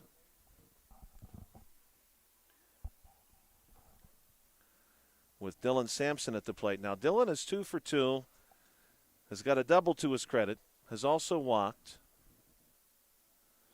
Sampson so far this season has got, coming into this game, let's start there, 3 extra base hits.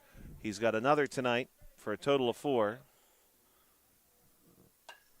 This could be one more. This one going to get dropped into left field. Well played, though, by the Braves. Sampson going to push ahead for 2 anyway.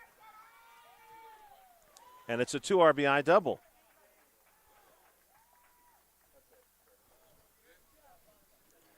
Yeah, Josh, I was going to ask you. So it's 10 run after 4.5. So let's take a look at that. It must be because everybody is clearing out. off of that hit. So that was a walk-off. So a walk-off 2 RBI double. Let's read that official rule to everybody because I had read just the first portion of it. That must be perhaps, Bill, a league-wide rule.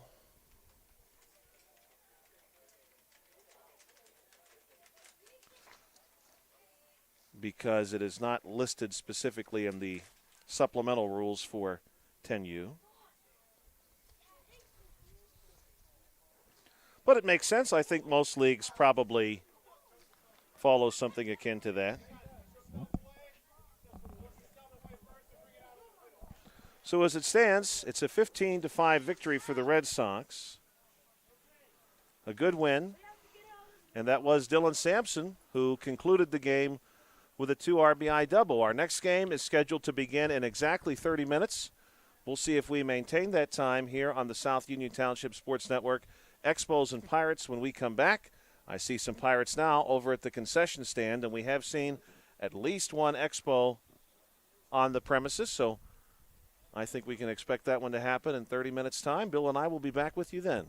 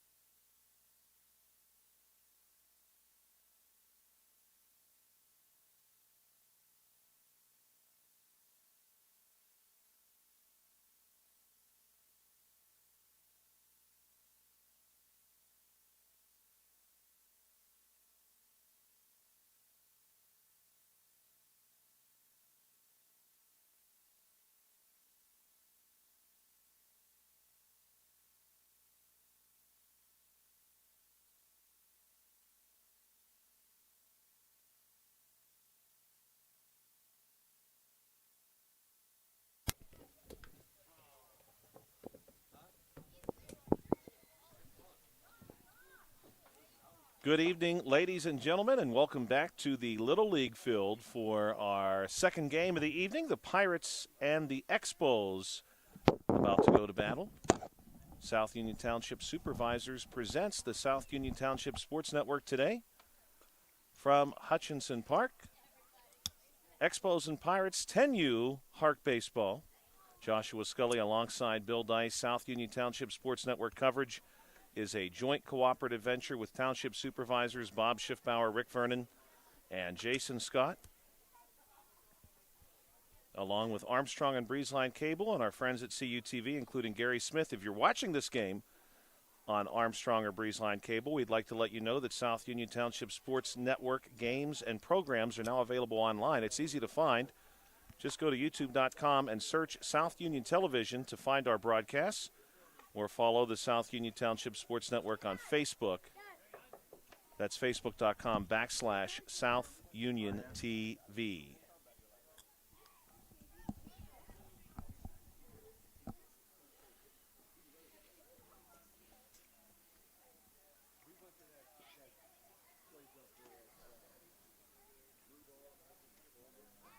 Expos tonight in their traditional red, white, and blue uniform, including a Canadian flag on the sleeve. The Pirates, black and gold, predominantly black uniform, gold number and trim.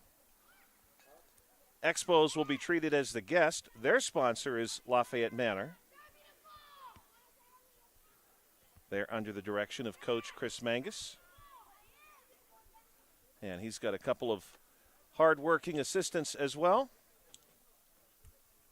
Pirates under the direction of Wes Sparks and Thomas Mills, their sponsor. Timeout batting cages. Lights not on yet as we approach the start time of 7:45, but we do have slightly cooler temperatures than the beginning of the first game. Right now the air temperature, and there's not much wind right now. The air temperature is 70 degrees.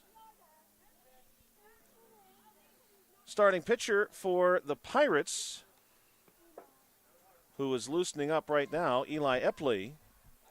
Lights actually just kicked on. Some beautiful weather coming up for us tomorrow. 73, partly cloudy, 77, all sun on Friday. Beautiful weekend, absolutely gorgeous. And next week, some really fine weather going all the way to June 6th. You know what, Josh? These look like, just looking up at these lights, they look like new lights. They look like LED. I agree. I mean, They I would do say look they're probably new. definitely new lights. This is our second time covering both of these teams this season. Henry Kowalczyk is going to get us started for the Expos of Montreal. Expos fame. The Expos, of course, played through 2004 in Montreal, relocated to Washington, D.C., became the Washington Nationals beginning in 2005. First one going to be outside, called a ball. Thank you, as always, for checking us out on the South Union Township Sports Network. This one also goes up high, 2-0 to Kowalczyk. Kowalczyk, the lefty.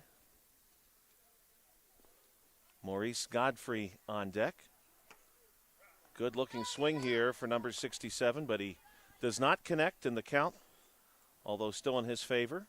Swings back ever so slightly toward Epley. Epley will come set.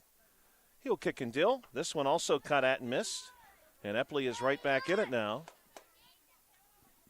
We shared the last time that we had the Expos. Maurice Godfrey has a great name for an Expo. This one is foul-tipped, and that's going to be called a strikeout. Yeah, Good Josh, work there by the Pirates. You know, just looking through the rosters here, you know, this game, last game, there's a lot of talent in this league. There Yeah. is. There's Yeah, a lot of I talent. think We've it's seen a gonna lot be of talent tonight between the four teams. This should be a competitive game tonight, I think, here. Maurice was pretty good last time we covered the Expos.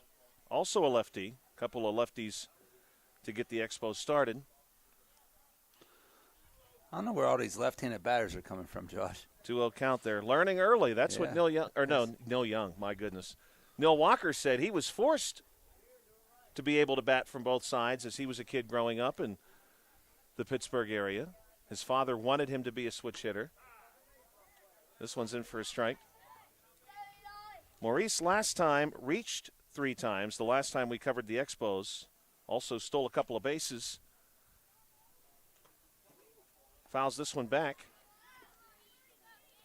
Love these Expos uniforms. When I was growing up, my favorite teams were the Pittsburgh Pirates, the Toronto Blue Jays, and the Montreal Expos. And I would throw the Kansas City Royals into that mix too. Next pitch from Epley. This one's in for a called third strike. 2 down. Epley's throwing some heaters there, Yeah. Josh. Eli not messing around here. Get the radar gun out. Connor Jackson due up.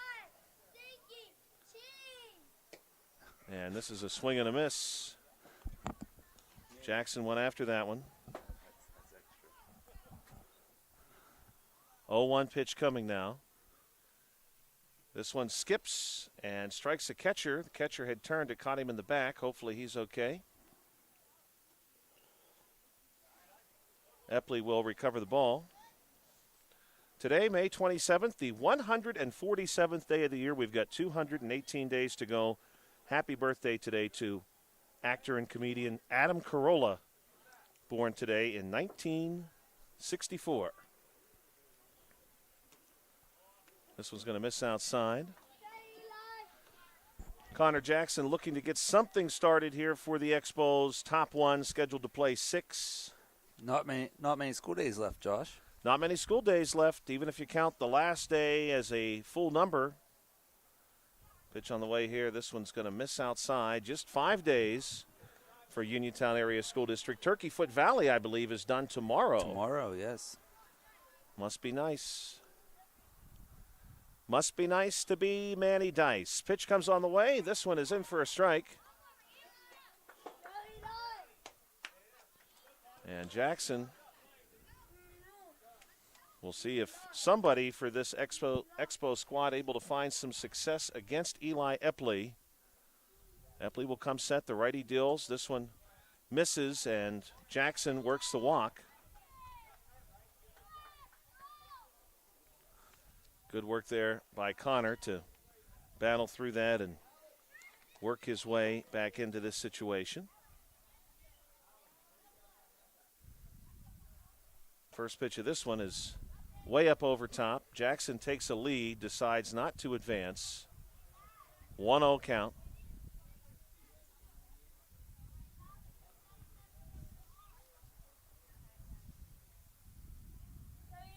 Epley, the 1-0. This one's hit on the ground and hit through, and Mangus has delivered a seeing eye single that's going to put runners on the corners. We'll give him the single there. That was a tough play, I think, even if the ball had been scooped to get Mangus, but the fact it skips through allows the lead runner to get to third, and now the Expos threatening here with runners on the corners and 2 down.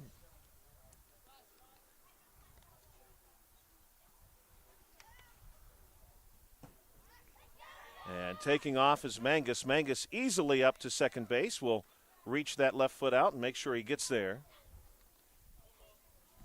1 ball to Arlo Vale. Epley will come set. 2 Expos in scoring position. This one's going to miss inside. Just watch how they do it. Epley started this inning off with 2 strikeouts, and he walked Jackson, who's now on third base. Mangus picked up the single into center field. This one misses down low. Last time we covered the Expos, Arlo Vale reached every time. This one's going to be hit on the ground, and it bounces through to second, but they flip over to get Vale. 4-3 on the putout, and any further trouble is avoided. 1.5 on the books. Excuse me, 1/2 rather on the books. No score. Montreal Expos existed from 1969 to 2004. Obviously, as a National League team, they faced the Pittsburgh Pirates quite often during that stretch. All time, this is not including the time that the Expos have, that club has been the Washington Nationals. We're not counting that. The Expos won 2,753 games in their existence. They lost 2,943. They did not have a winning record against the Pirates. All time against the Pirates, they were 249 wins and 280 losses. And all told, throughout their entire existence, they were a bit under 500. The Pirates have not fared so well against the Washington Nationals since the Expos have become the Nationals. The Pirates have beat the Nationals just 66 times. The Nationals have beat the Pirates 72 times. That's not good.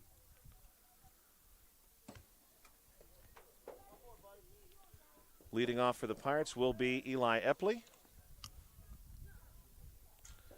And then we will see Dash Sparks, and he's going to be followed by Alex Alcantara. A couple of raindrops falling here, but I don't think we've got too much to worry about. Maybe a quick shower. We knew that was potentially in the cards.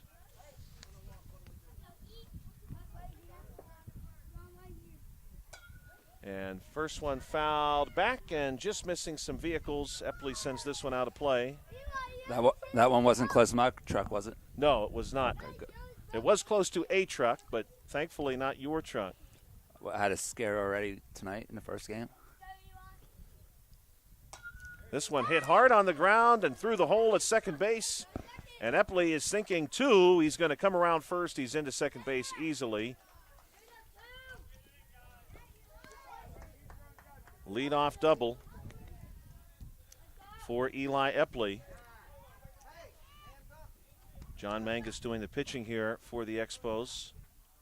He'll face Sparks now. Sparks is going to hit one on the ground, and this one too finds its way through, and that may well score Epley. Epley comes around. He will score comfortably. And now Sparks wants to go for two, and he just avoids the tag. Jackson was looking for him. That's with a nice the tag. slide there. That was. We'll give Sparks the RBI. Eli gets the run, 1-0. Alcantara will step in. First pitch on the way to him. This is in for a strike, and there is some heat on this Mangus pitch. Now the runner, Sparks, is stuck there momentarily. And Josh, Mangus is working quick too, so we got to stay on top of our game here. Yes, we do. This one up high.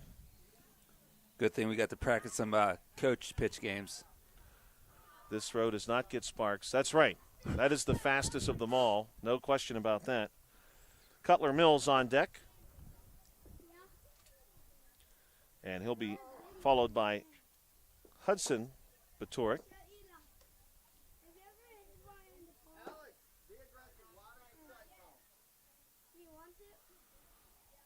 Mangus, the righty, will kick and deal. And this is a good-looking pitch. Alcantara chases that one. 10U, play 6 innings. Can take one base on a miscue, such as an overthrow. This one up high.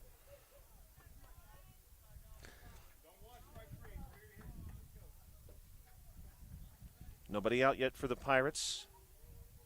1-0 lead. Alcantara hits this one. It's a bouncer and a tough spot to play.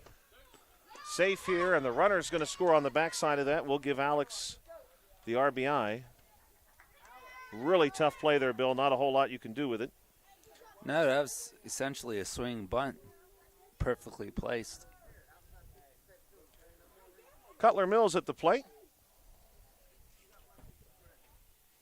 And as this one gets away, Alcantara will move up to second base. Last time we covered the Pirates, Cutler Mills pretty strong. Actually had a double early in that game, picked up an RBI. Maybe a similar situation possible for him here. Mangus will come set. Pitches on the way. This one taken outside. Alcantara again takes a healthy lead, nearly 1/3 of the way to third base. He'll retreat here.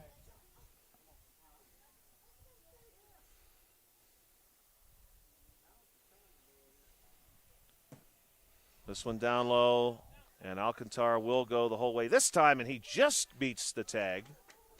That was very close. Tag was dropped right down on him at third base by Hunter Kryzak. This one's going to be cut foul.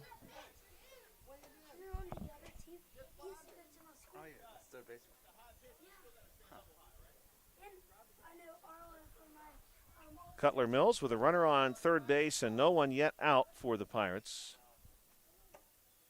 This one goes up high, and Cutler draws the walk.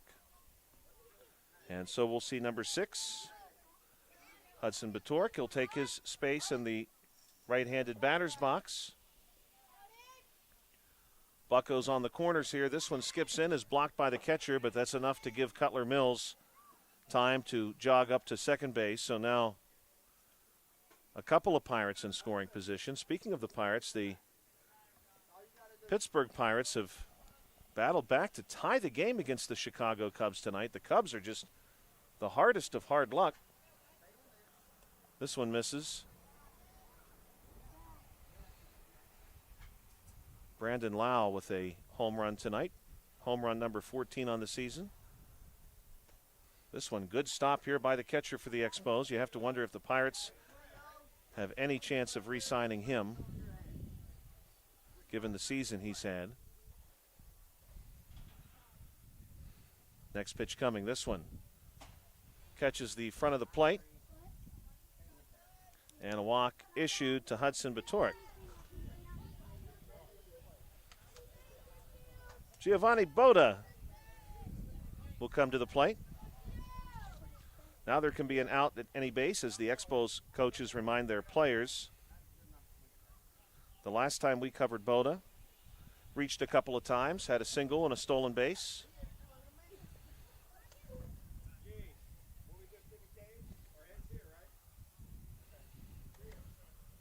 Mark John on deck.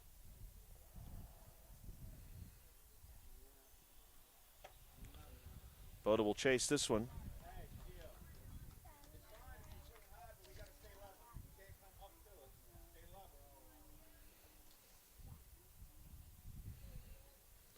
Mangus looking to pick up an out. And there it is. Strikeout called. Mangus has definitely got a good-looking fastball here. Now we'll see Mark John. Mark, real good the last time we covered the Pirates. He reached every time. Stole 3 bases. He'll look at this one. Outside, ball number 1. Mark with a chance to really break this game open. A couple of runs already in for the Pirates. They can score up to 5. This one's in for a strike. Count goes 1-1. Some very low-laying clouds moving across the Chestnut Ridge off beyond left field. Clear skies over the park. This is 2 strikes now, 1-2. John Mangus trying to work back from the brink here. A strike here would be huge for the Expos. Pitch on the way. This one cut foul back. Really good crowd on hand here tonight. Quite a few people with seating behind home plate, and we have some spectators down the left field line as well, and I'm sure some down the right field line. And that's going to be strike 3.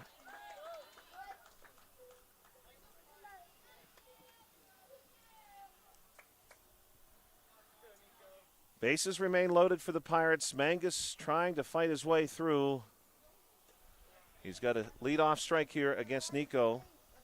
Nico Thomas at the plate.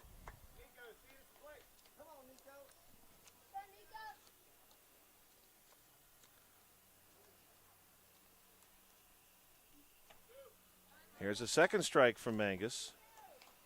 Now Mangus just one more strike away from getting completely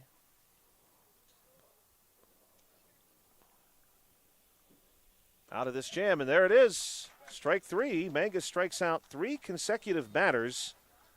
The Pirates get away with just 2 runs. Leave the bases loaded as we move now into the second inning. And we'll see the Expos return to the plate. So trivia time for Bill. I've got some really good trivia questions from South Union Township Sports Network trivia questions for Bill tonight. I'll probably not get to use them all because I was so fascinated by some Montreal Expos trivia. So there have been nearly 10 players who played for the Expos who have got to the Baseball Hall of Fame. But obviously not all of those players went in with an Expos cap.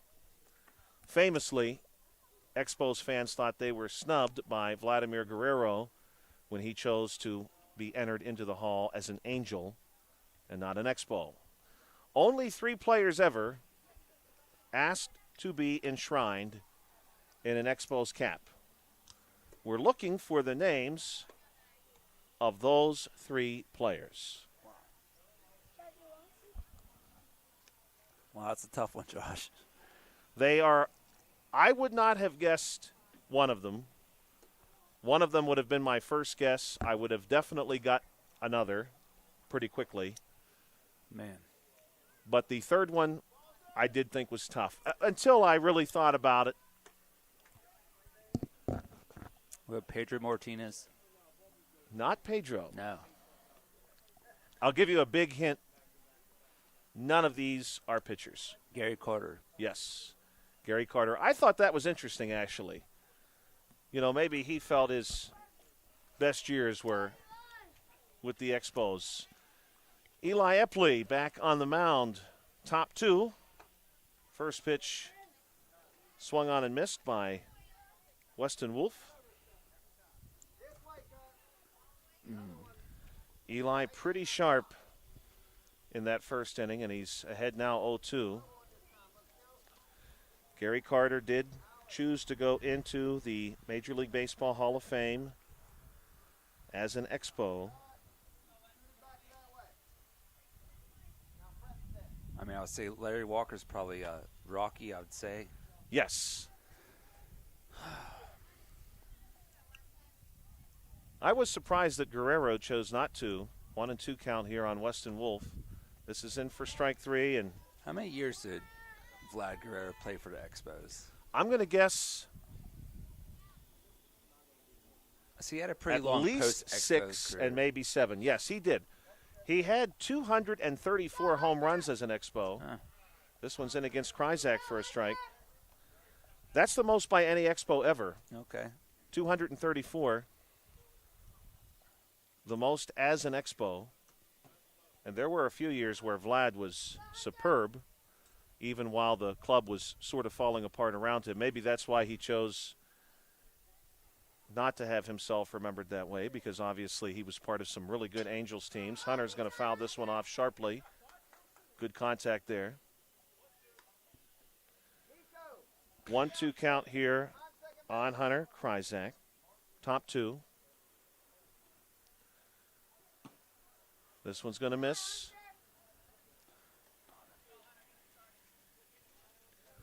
Epley now has 3 strikeouts tonight. He'll come set. Kick and deal. Here's the pitch. This one up high. Andre Dawson goes a Cub? Andre Dawson won as an Expo. Oh, so, okay. Yeah. Which, again, I kind of thought he did have some really good years as a Cub. But he was also part of some good Expo teams and probably his best years, and this is a walk, were with the Expos. And I think, too, in Montreal, he was a real icon. Yeah, I agree with that. During his time there. Huh. The third one. Third one's a tough one. I'll give you a big hint that may help you, but it's I would have still struggled with this. As Epley now has a runner on first base, one out.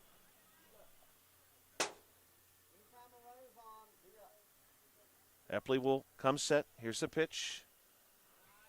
This one down low and away, missing. This player is also the Expos all-time stolen base leader, and the Expos retired Tim his Raines. number. Yes, Tim Raines. I should have been able to get that one. I'm disappointed in myself. Swung on and missed here. What was Tim Raines' nickname, Josh? Oh, is it obvious? No. No? Let me think about that for a minute.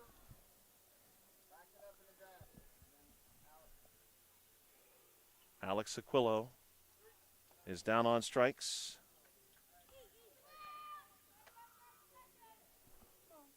So 2 outs here in the second inning.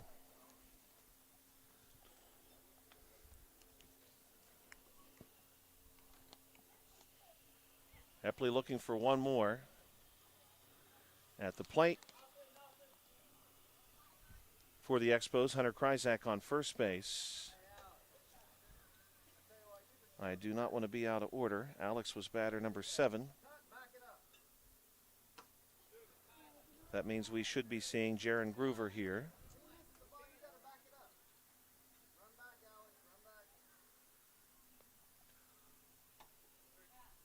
And that is going to be a strikeout. 5 strikeouts through 2 innings for Eli Epley, which is really impressive. I'll throw this out to you, Bill. I thought this was interesting. The Expos retired very few numbers in their time. One was Tim Raines, and I'm really drawing a blank on what his nickname would have been. One, of course, was Jackie Robinson, as the league retired that number. One was Gary Carter. The other number was retired for 2 players, because by the time this number was retired, 2 players had worn this number for the Expos to a high level. Obviously, everybody's familiar with Andre Dawson. The other was Rusty Staub. Both of them wore 10. And so the Expos officially retired that number for both players. You'll have to tell me, though, Bill, Tim Raines' nickname, because I've got nothing. Rock. Really? Yeah. Rock Raines. Given the number of stolen bases he Yeah. had. Rocket Raines. Rocket Raines, maybe more fitting. Yeah, Tim had a great career for the Expos. So did any of the people we just named, actually. One player who was not a Hall of Fame candidate but still had a great career, Steve Rogers, who holds most of their all-time pitching marks. He pitched his entire career for the Expos, 158 wins, 1,621 strikeouts, 129 complete games. Of course, that was in an era where starting pitchers tended to have much longer leashes. Yeah, they weren't worried about the Tommy John back then. No, they were not. I think that is fair to say.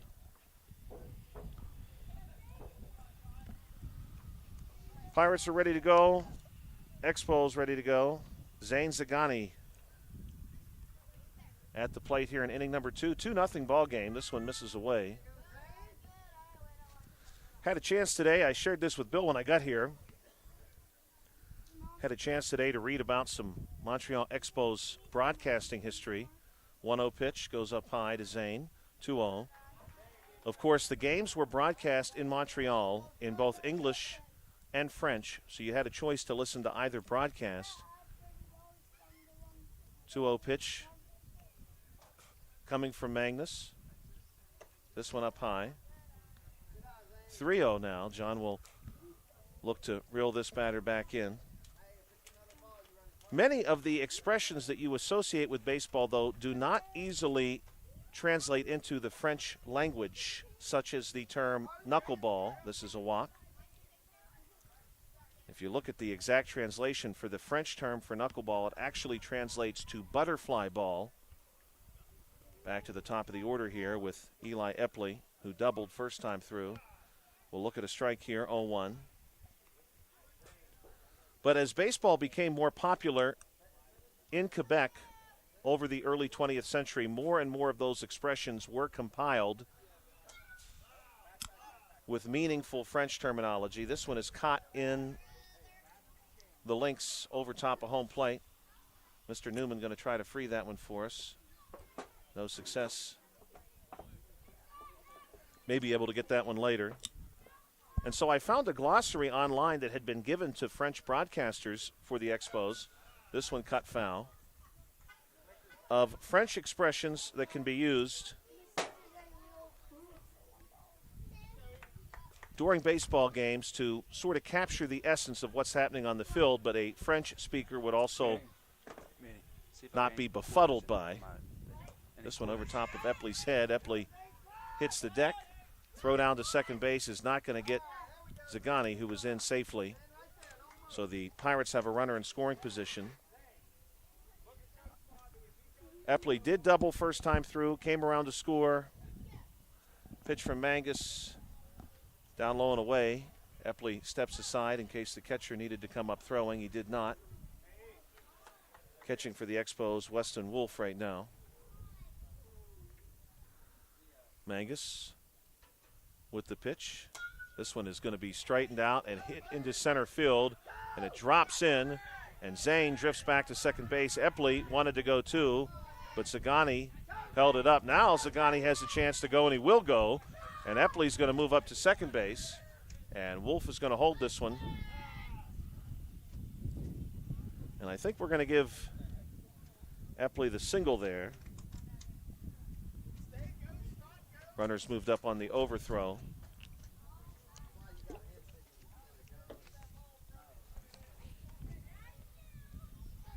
So now we'll see Dash Sparks. Dash looks at this one outside, 1-0. Of course, there is talk of baseball returning to Montreal with the next expansion at the major league level. This one goes up high. Other cities in the mix: Nashville, Tennessee, Portland, Oregon. Next one for Mangus up high. Good stop there by Wolf, snagging that one. Both Charlotte and Raleigh, North Carolina, have been kicked around as possible places. Salt Lake City, Utah on that list. This is going to be called a strike.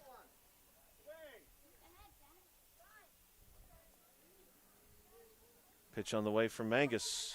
This one is hit well by Sparks into left field. This will almost certainly score a pair. Sparks moving well into second base. He's at the Keystone, and two do score. And now Sparks will be held at third base, not able to advance there, but we will give him the double and a pair of RBI. And the score is now 4-0 in favor of the Pirates. Cutler Mills will step in.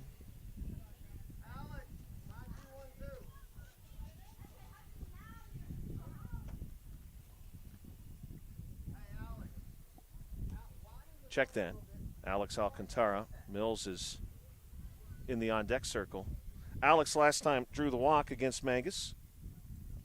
Pitch on the way from John. This one hit into left field just over Kryzak, who nearly snagged that one. Sparks will score, and Alcantara will come into second base ahead of a tag. We'll give him the RBI double. 5-0. And these Pirates are aggressive on the base pass, Josh. Yes, they are. They've hit the ball well this inning. Here's Mills giving one a ride to left, and that one's to the links. Mills going to see extra bases out of this. Alex going to score easily. Mills going to push it for home. Mangus trying to get the cutoff now. Mills trapped in the rundown. Throw out to Kryzak. Ball skips away, and Mills is going to score. Really well done there by Mills. And I have 5 runs. Bill, it looks like they do have 5 runs on the field as well. And so your score, 7-0 after 2. Good work there by the Pirates. Some Some good, strong contact into left. So, Bill, I wanted to turn this piece of information into a question, but I didn't know how because I would have never guessed this person for any of these. But in Montreal Expos history, the same man who was their all-time hits leader is also their all-time RBI leader, and he's also their all-time leader in games played. And he is not someone who's in the Hall of Fame. He's actually, truth be told, he spent a little bit of time at the end of his career with the Dodgers, played for the Expos in the 80s and 90s, was part of some really good early 90s Expos teams. Delano D. Shields. That's a good guess, though. No. Because this player played that sort of, I would consider Delano like your infield, almost utility, middle infielder, could do a lot.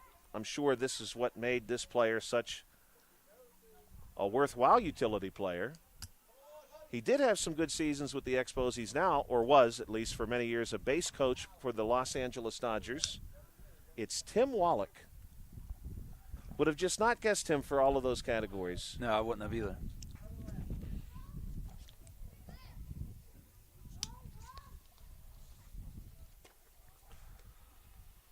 So we're back to the Expos.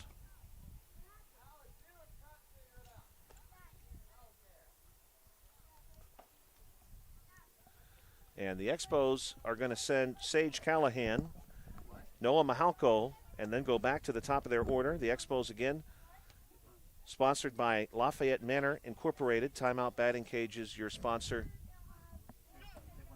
for the Pirates.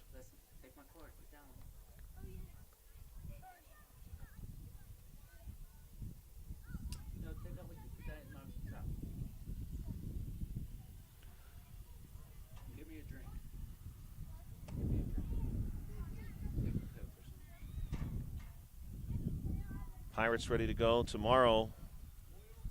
The big 8th grade field trip to Washington, D.C. in 12 hours. If everything goes well, I should be about an hour away from the national capital. You know what, Josh? I was just thinking about this a little bit earlier, between innings. You should get like an extra day off for that. So instead of having 5 days of work, you should have 4 days of work. Because that's like a double duty almost. That is. I agree. Heck of a trip. I'm going to petition the district for you. I appreciate that, Bill. It may be too late. Next year. Next year. Let's hope the, Washington, PA trip comes into effect. Take a trip down to the meadows. You can teach the kids about horses. The art of horse racing. Sage Callahan at the plate. The history of horse racing. This one's outside. Sage able to hold that back. Yeah, horse racing. Long and rich history in the United States. New pitcher here, Josh. Yeah. New pitcher indeed. This one is going to be swung on and missed by Callahan. 1-1 count. Now pitching for the Pirates in relief of Epley. This is Hudson Baturik. Epley was very good through 2 innings. Struck out 5. Yeah, it's not too bad. That's not too bad. Walked a couple, surrendered 1 hit. This one down low, but a good-looking pitch. Some good movement on that. Now, Josh, I just sent Manny to a concession stand with my credit card. That may have been a mistake. I did not know our concession stand took. I just found that out. Wow. That's a life changer for me. Yeah, it's not for the better, though. This is in for a strike. That's going to be strike 3. Yeah, I never carry cash. I'm really hoping I don't need cash tomorrow in Washington, D.C. because I won't have any. Noah Mahalko coming to the plate.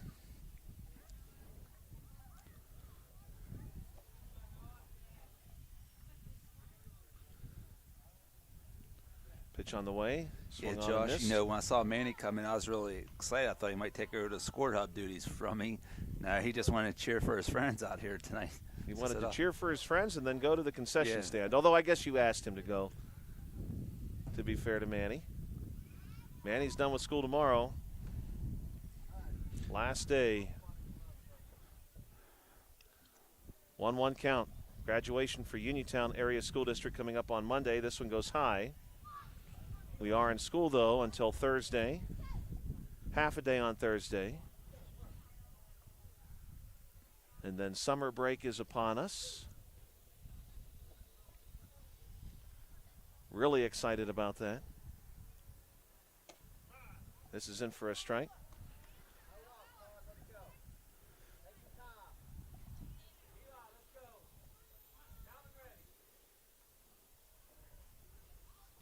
Next one on the way. This one goes up high. Full count now. Noah Mahalko ducking out of the way of this one. Noah, right-handed batter, standing about even with the plate. Pitch on the way from Batork.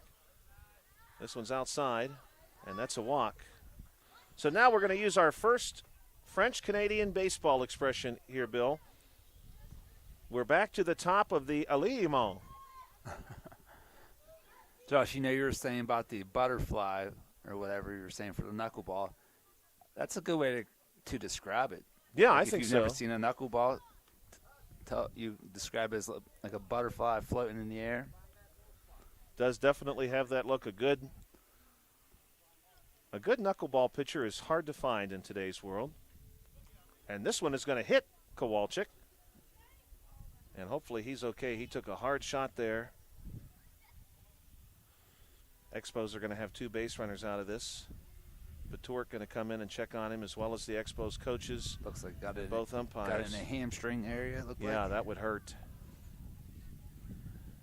Kowalczyk, though, will ultimately end up on first base, and Noah Mahalko is going to move to second. Cool breeze coming in off Lake Hutch now. The French-Canadian expression, though, for lineup is alignement, which essentially means formation. Yeah, Josh, I'm really hoping Manny doesn't run into any of his buddies over at the concession stand. Right, it looks like he's on his way back right now. In the company of a young lady, no less. So that might be even worse. They're going to see the Hunter here. Manny's going to get back and want to know what happened.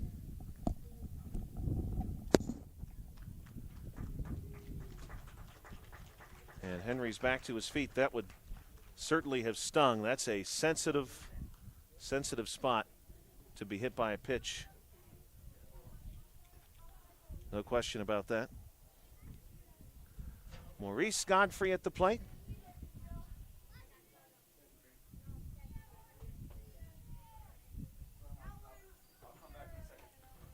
First one outside.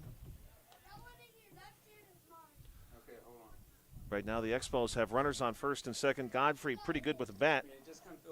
Expos trying to get back in this game. This one's going to miss outside. Godfrey may be looking to hit one into the alley, the gap. This one's going to miss outside. So far a friendly count to Godfrey. He may well hit one into the alley if he has a green light here.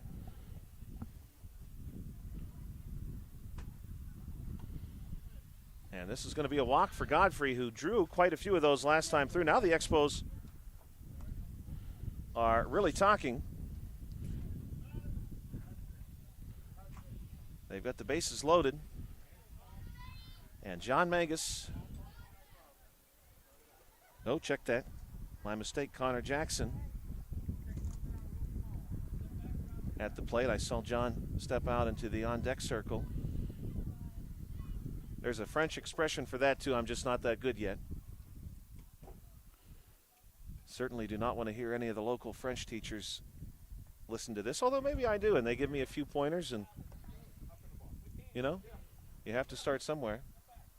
This one misses outside. I have some family moving to France, actually, not French Canada, which has a slightly different dialect. This one fouled back by Connor Jackson. I have some family who next month will be relocating permanently to Strasbourg, which is on the French-German border. This one hit well, and this one finds its way into center field. The Expos will score one. The Expos will score two ahead of the throw. And sliding in is Kowalczyk, and hopefully he's okay. Gets back to his feet. Expos pick up 2 there. Man, that's a tough round there. 2 RBIs for Jackson on the single. And now we're going to see Mangus. Mangus will bat with runners on first and second. The Expos, here's another expression for you, trying to get back in this affrontement, trying to get back into this game.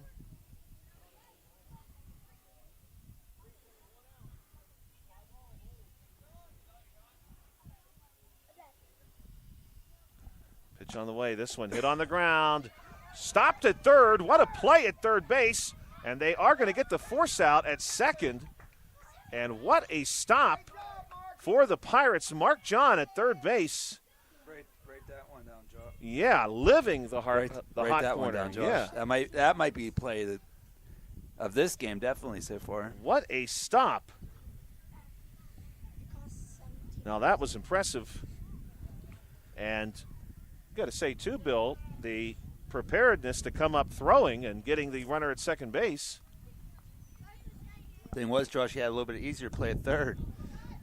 And here's a snag by Baturk, and he flips on, and that's 1-3 on the put out of Arlo Vale. Yeah, nice play there. And just like that, the Pirates escape any further damage. And the score is 7-2. The Expos put a couple on the scoreboard. But as it stands right now, the Pirates maintain a 5-run lead moving into the bottom of the third. We shared a couple of pieces of trivia in the first game. I'm going to repeat a few. Golden Gate Bridge opened to pedestrians today in 1937. 7 years before that on this date, the Chrysler Building, open to the public, was the tallest man-made structure at the time at 1,046 feet. Today also the birthdays for Daniel Jones, NFL quarterback. Former NFL quarterback Danny Werfel, born today in 1974. Andre 3000, if you're a fan of Outkast, born today in 1975. And the Big Hurt, Frank Thomas, born today in 1968. The Expos played their final season in 2004. Started play in 1969. Montreal had just hosted the World's Expo a few years before that. Montreal had long time been a minor league city. Of course, they were home to the Montreal Royals, minor league team where Jackie Robinson played before joining the Brooklyn Dodgers. Jackie, by all accounts, really enjoyed his time in Montreal. Montreal has, I think, always been considered a cosmopolitan place. Major center for trade along the St. Lawrence in Quebec. Could probably get there if you started driving right now, maybe with a break. Probably get there about 6:30 a.m. I'll think about you because I'll be on a bus bound for Washington, D.C., about 15 minutes into my trip at that point. John Mangus will continue working.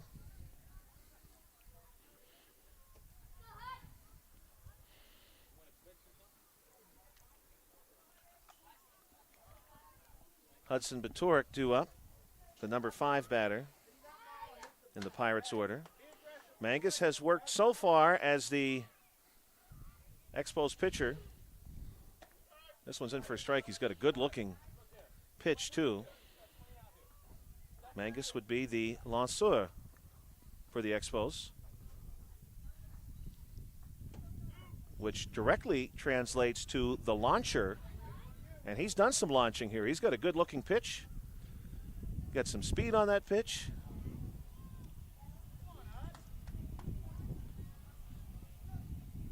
The 0-2 coming. This one downstairs and misses away. You could say John Mangus has a bull rapide. Good-looking fastball. There's one right there. Strikeout.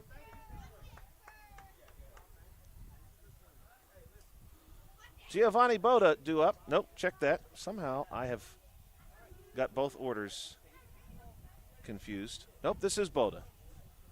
Mark John is on deck. Saw Mark come running out. He was ready to go. Still amped up about that diving snag at third. Oh, I would be too. This one's a hot shot through short. And he's going to take two. Good-looking move there from Boda. Josh, these Pirates, man, they out of the box, they're thinking two all the way. Every batter. Well, I will say this as we see Mangus kick and deliver here. This one goes up high, and that's going to allow Boda to go to third. When I have seen the Pirates hit foul balls, they don't even look to see where the ball goes. They are running out of the box. Yeah. And they're several steps down the line before they find out the ball had been hit foul. This one will go outside. You know, Josh, that has a little bit to do with coaching too. So, you know, you got to give Pirate coaching staff a little bit of credit for that, because that's something you don't just do. That's right. We got to give a shout out to Coach Epley too. He's working third base right now. One of the coaches on this Pirates coaching staff. 3-0 the count right now. Mangus will look back the runner. The Expos trying to keep this one close, of course. It's a 5-run game right now. Josh, you'll have to let me know how the progress of the Lincoln Memorial is. Yeah, I'm looking forward to that as Mark fouls one back. That's like a big project going on still. Yes, and they have drained the reflecting pool.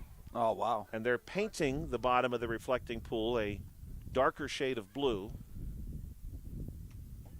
This one's going to miss up high, and Mark draws the walk.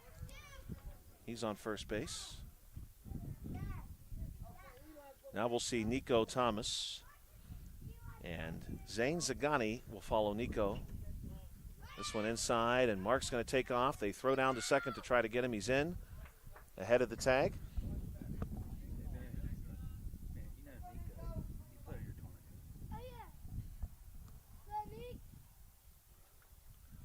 Pitch on the way to Nico is upstairs. Mangus has worked the entire game so far for the Expos. He's got 3 strikeouts. That's a good-looking pitch. He's got a really good fastball, and Josh, you know, almost what looks like a slider from here. And like, you know, we said Mangus is working into the third inning. Doesn't look like he's lost any velocity. No, he is not. Which is a good sign. Hit toward second base, and it finds its way through. And the Pirates are going to score a pair off of this. Nico Thomas, a 2 RBI single. Well done there by Nico, 9-2. But I agree with you, Bill. He's got some velocity, definitely, as you can see there, still on that pitch. Zagani drew the walk last time. Runner on first base, 1 out. This one misses outside, and Nico's up to second base. Eli Epley will come out to the on-deck circle.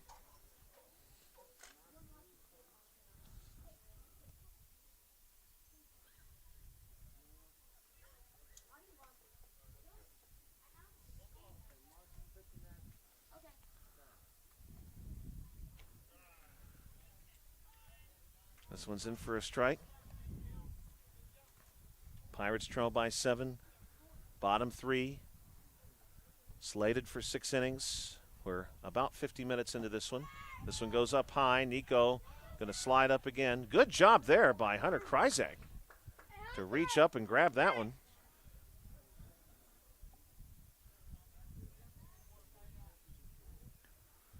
Mangus will kick and deal. This one inside.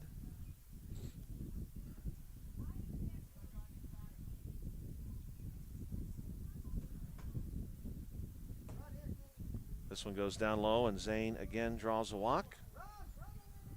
2 walks tonight for Zane Zagani.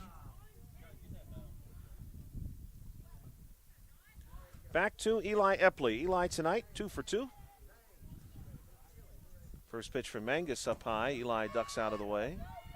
Taking off, Zagani, throw down to second base, and he's in, then off the bag and out. 2 down. Pitch on the way from Mangus. This one catches the outside edge of the plate for a strike. So Eli tonight, by my count, has a single and a double.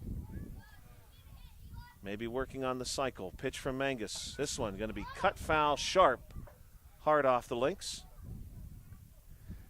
That ball's still up there, Josh? It is. I'm waiting for one to knock it out. And Epley gives this one a ride into right center, and it's caught by Godfrey. And it is caught by Maurice Godfrey. And what a catch by Maurice. That was a nice catch. Running wow.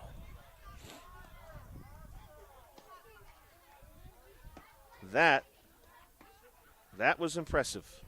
Well, good contact there by Eli. Marky John a run for his money for play the game. Yeah. Defensive play the game. What a catch. We'll have to put up a fan pole. That was really impressive. He came a long way for that. And the wind, I was just about to mention, the wind has kicked up and it's coming out of center field. So that would have been affecting Eli's hit a bit too. And Josh, the funny thing is, Godfrey's catch is right-handed. So that was across his body as well. Right. That's true. Where it would have been a little bit easier He's to catch. He's lunging ahead, yes. basically, yeah. Across his body. It's a nice catch. I mean, it was one of the catch. Manny, what would you rate that catch? Probably like a 6. A 6? Wow, you're tough. You're tough. No, he could have done it like behind back. That would be a 10. Or diving, maybe. Maybe if he would have dove, it would maybe got an 8. You've been watching too much ESPN.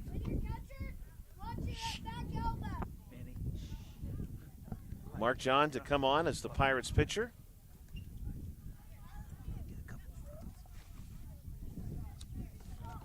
Top of the 4th.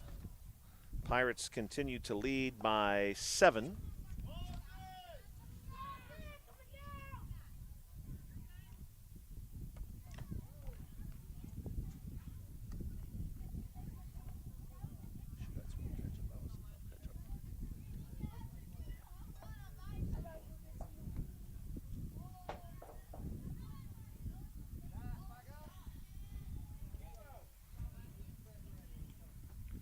Weston Wolf at the plate to face Mark John. Smacks this one to second. And Weston able to leg this one out. Infield single for Wolf. Tough ball to play there. Sort of died in the deeper part of the infield. Now we'll see Hunter Kryzak. Hunter walked the last time through. Wind really starting to kick up here now a little bit. You're really going to have to get a hold of one and hit one over the fence right now.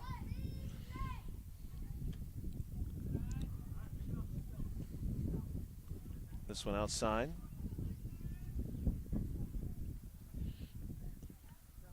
Mark will kick and deal, the righty. Good looking pitch here. Strike. Throw down to second base. Gets away, but good help from center field. Stolen base for Wolf.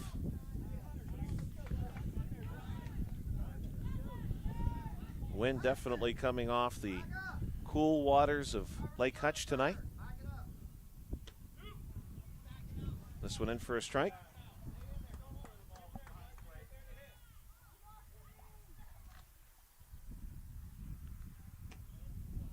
It's inside for a ball, so says the home plate umpire.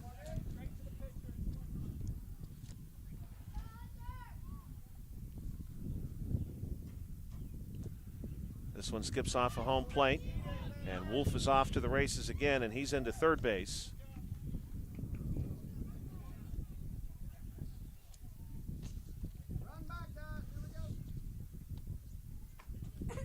And a walk issued to Kryzak.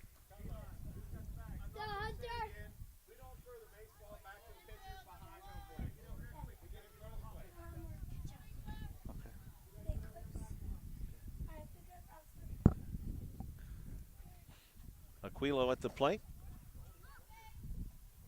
Will take one down low. Alex with a chance here to put the Expos back into this one.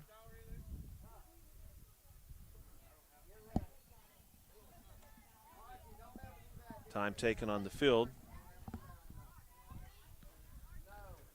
Player has come up injured. Did some talking about Expos history tonight. All-time saves leader for the Montreal Expos, Jeff Reardon. 152 saves for him. Pirates and Expos again all-time. That all-time series ever so slightly in favor of the Pirates. Of course, Pittsburgh and Montreal have in common that at one time, the land that would become both of those places was considered a French possession. That would trigger the French and Indian War.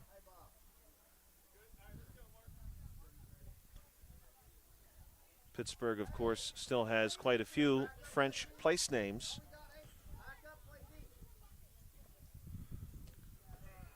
This one swung on and missed. Although we collectively don't do real well with those place names. Duquesne is a good example of one that has not transformed into Duquesne somehow. Pitch from John, swung on and miss.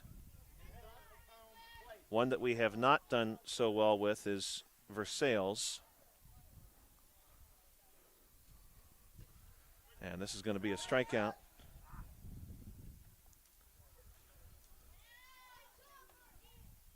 Of course, if you're from Versailles, you may prefer to be from Versailles. This one misses outside to Jaron Groover. Pittsburgh Pirates had battled all the way back, tied the Chicago Cubs, and then proceeded to give up 5 runs. Swung on and missed here by Groover.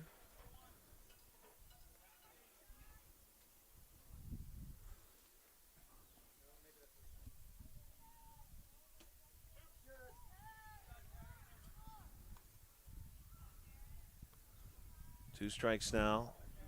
Mark John looking to leave a couple of Expos stranded. This one swung on and missed. And down on strikes is Groover.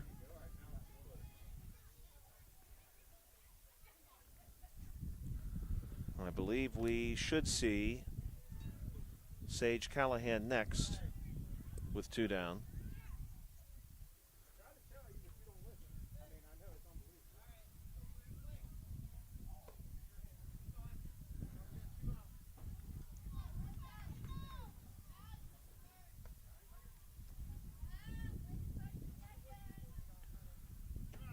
This one's in for a strike.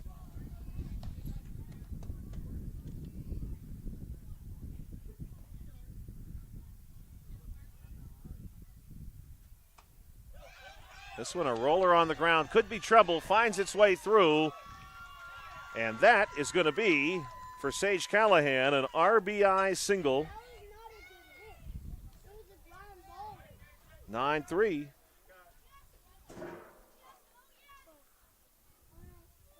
And Noah Mahalko will come to the plate. Sage Callahan getting it done.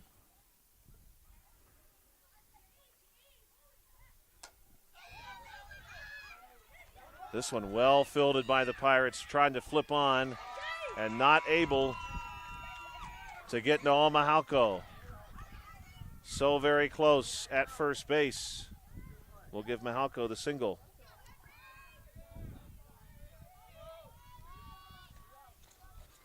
Bottom of the order coming up big here, Josh. I would say they so. turned it over here, right? They turned it over. The Alliement back to the top of it.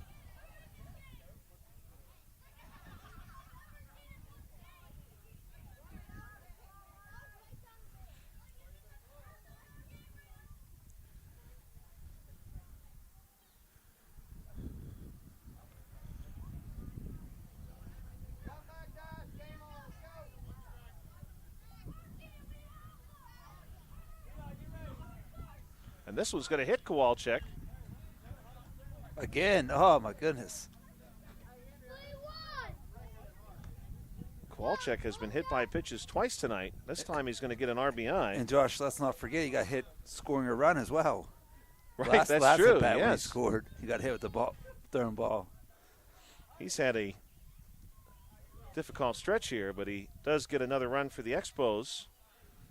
And now it's Maurice Godfrey. He'll face Mark John. These two players realistically have our two best plays of the game. I think they're going to make the runner go back here. Callahan will go back, and we'll have the ball go back to Mark John. John had the great play at third base. Godfrey had the great play in center field. We got a lot of confusion here right now, Josh. Hoping we got it sorted out. This one's up high to Godfrey, who's 0 for 1 with a walk. I kind of wonder if the hit by pitch with the bases loaded, if they have to get a coach pitch. I wonder if that's what the confusion's about. Boy, that's a good question.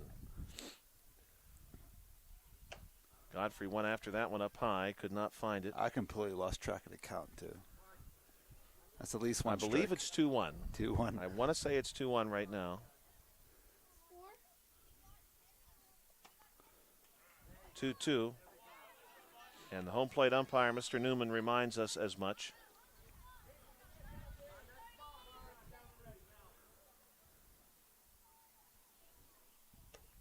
This one's going to miss outside. Count goes full. This arguably is the most important moment in the game so far. Godfrey finds this one to short. Throw to second base is in time. Nice play. And the fielder's choice gets it done. Tough moment there. Expos were very close to getting really back into this one. They do make it 9-4. We go now bottom 4. Pirates come back to the plate. Bill, how about this for the Expos all-time? We mentioned Vlad Guerrero, the all-time home run leader for the Expos. Gary Carter is 3. Andre Dawson, of course, is 2. Tim Wallach is 4th. He had 204 home runs. I would never have guessed that. The big cat, Andres Galarraga, is 6th. Jose Vidro, 7. Rondell White, 8 with 101. Larry Parrish has 100. 10th is Larry Walker with 99. And I skipped there, Bob Bailey, who's in the midst of that list. And Tim Raines in at number 11.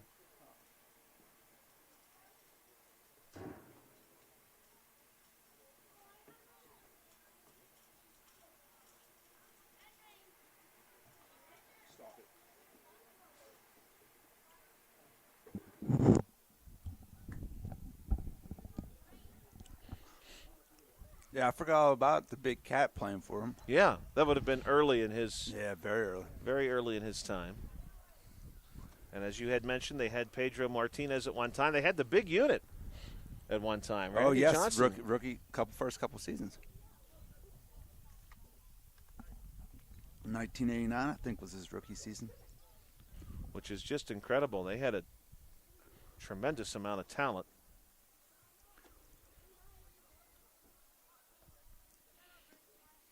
Pedro, of course, there for several seasons. Later in the Montreal Expos existence, they had Javier Vasquez, who was pretty good. Vasquez from Big City Green? I think maybe a different Vasquez.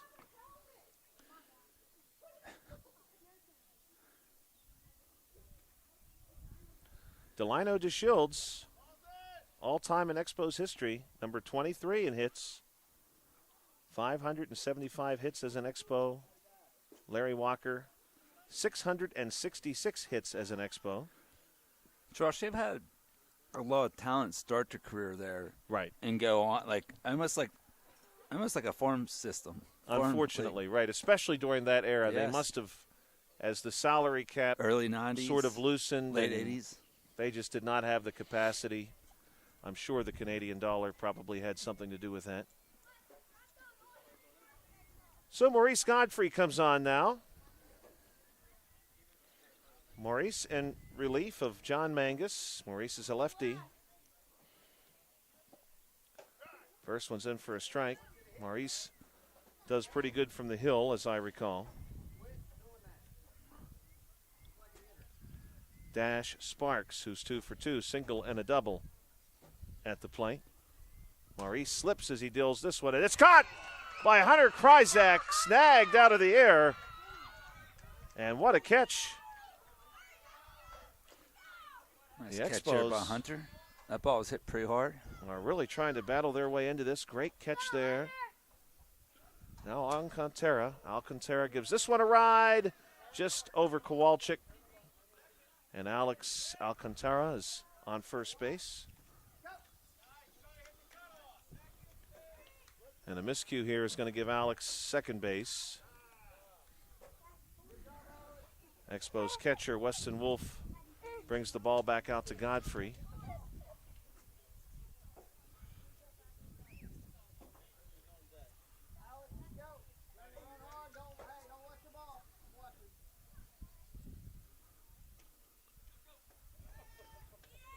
Alex going to move up another base here. Good-looking slide from the young man into third base. Cutler Mills at the plate. Cutler tonight, 1 for 1 with a walk. Hit a triple earlier today.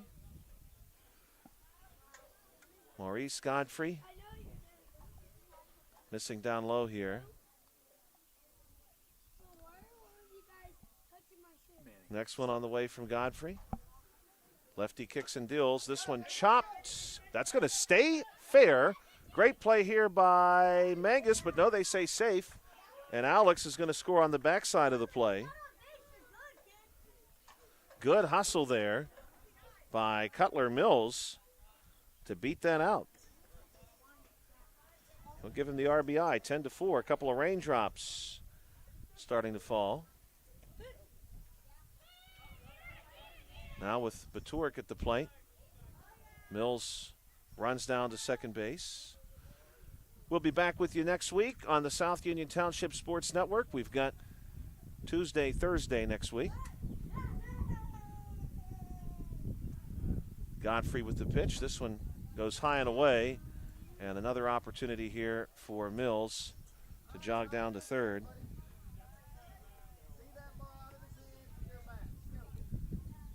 This inning started 9-4, and at this point in the ball game, Expos will not want this lead to grow too much.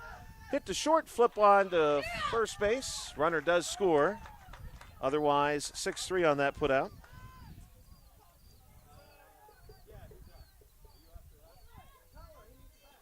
So Mills picks up a run.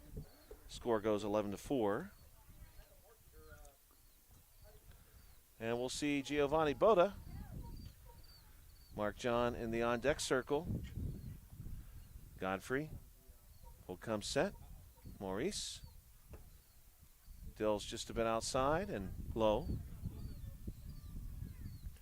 We have another trivia question coming up for Bill during the next break.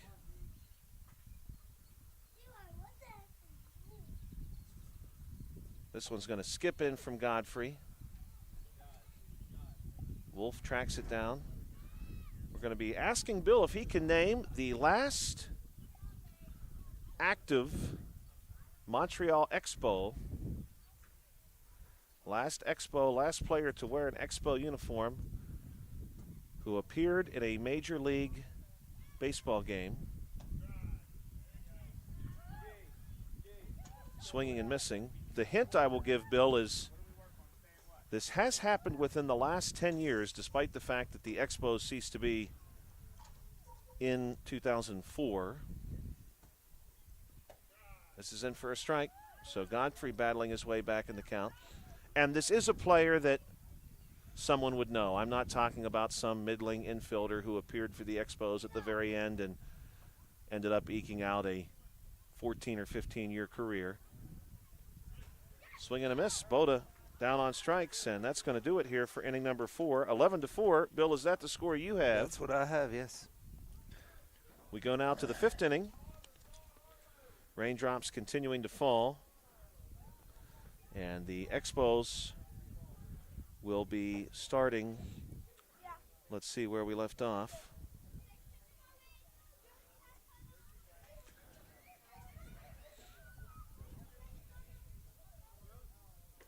Godfrey hitting into the fielder's choice, so it'll be Jackson, followed by Mangus to get us started for the Expos. But we are looking for the last active Expo, and I'm going to make it multiple choice for Bill, but we're going to give him several choices to make this as interesting as possible.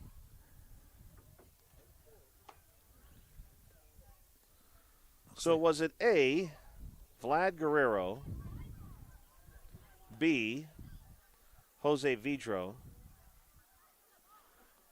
C, Javier Vasquez, D, Bartolo Colon,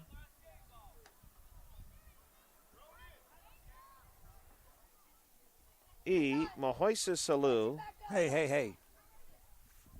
Four, not 5. Oh, I'm giving you 6. What? PSSA, come on. Yeah, we're going to give you 6. Well, I'm going to go Bartolo Colon. Oh, you are? Because Even before you hear the last one. That's always the answer. That is the answer. Because I had that in my head, actually, before you said it. Then he said it. But Your last choice was going to be Orlando Cabrera. Okay. But, yeah, it was Bartolo Colon. And he came to Montreal at the very end of their existence for part of a season in a trade to try to bolster the Expos' playoff chances. The Expos thought they might sneak into the playoffs one last time near the end of their existence. This would have been 2002. Unfortunately, a poor September ruined that for them. But at one point, they were right in the thick of the National League race. Looks like we've got a new pitcher. Is that Boda, maybe? We'll get a number for you. That is Boda. Giovanni Boda, inning number 5. Boda ready to go. He's going to face Connor Jackson. Pitch on the way. This one misses outside. Connor Jackson had big, RBI, 2 RBI single last at bat? He did, yep. He's reached both times. Couple of RBIs, and he's going to reach 3 times now. Single that finds its way into center. Now Connor is thinking double, and the throw is going to miss second base. Now Connor is nearly caught between bases, slides back to second. Connor really trying to set the table for Mangus.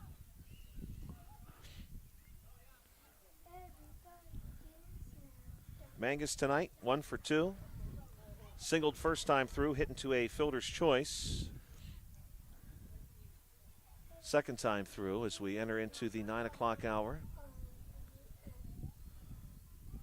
Mangus hits one hard into left. Will Jackson press it? He will not. So Mangus now, though, is going to push ahead to second base, and the Expos have runners on second and third. We'll see if that stands officially. I think it will, because Mangus was well on his way in the turn from first base.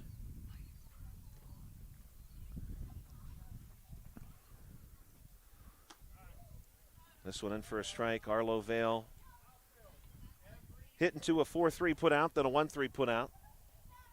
Mangus taking a page out of the Jackie Robinson playbook there, coming around first base so hard, waiting to see where the throw goes, and if it goes to the wrong place, you just scoot right into second base.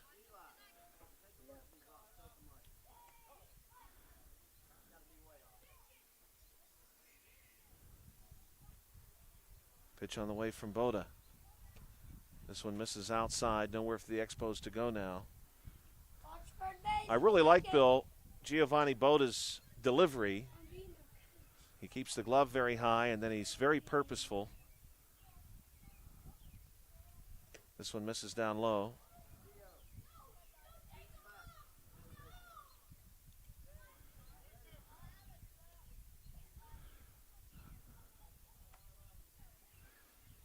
Two-two count now. Vale looking for a pitch to hit. Here's the pitch from Boda. This one's outside, 3-2. Score is 11-4. Going to check on the runner here. No chance to advance. They send Jackson back to third.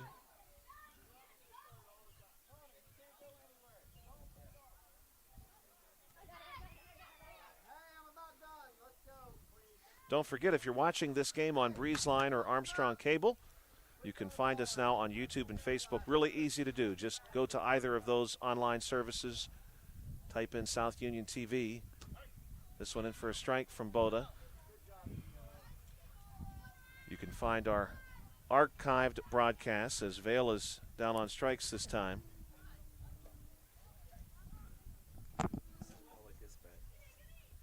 Weston Wolf singled last time through, 1 for 2 tonight. This one down low. If you go the YouTube route, you can also click for notifications for when we go live. We will be live again next Tuesday and Thursday.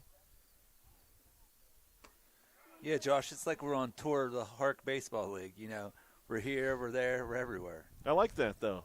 Little Meadowbrook action, little league. We've already done 10U, 8U. We did 6U last night. Yeah, that was a surprise. Some T-ball action.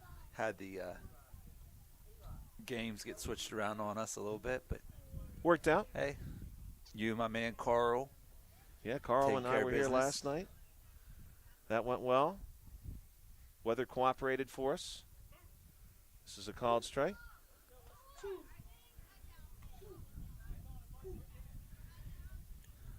Last night for T-ball, second game between the Cardinals and Marlins was really, really good. Marlins have got a good T-ball team. Wolf down on strikes.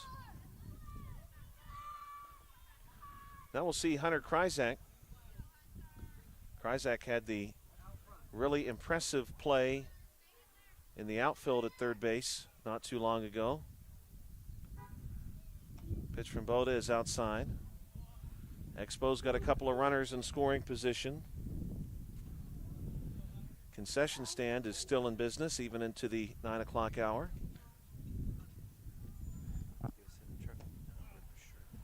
This one in for a strike.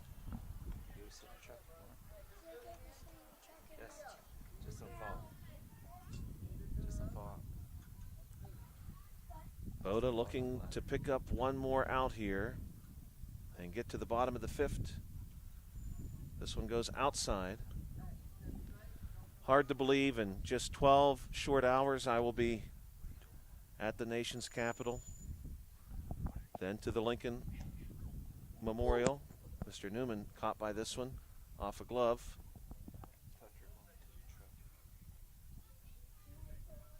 Hopefully the Lincoln Memorial is complete. All the renovation work that has gone on there.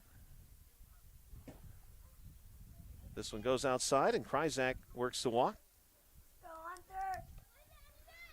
Hunter has actually reached every time tonight.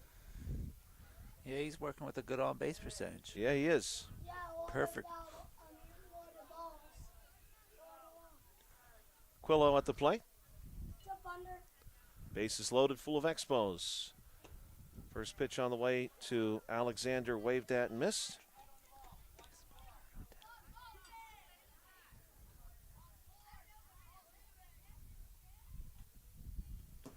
This one misses outside. Nowhere for the runners to go, though.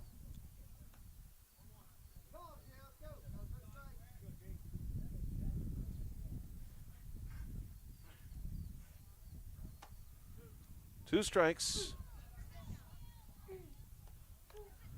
Alexander will look to bear down here. Boda looking for a third strikeout this inning. Boda will come set. Now he kicks and deals. Pitch on the way. And this one's going to hit Alexander Aquillo in the helmet.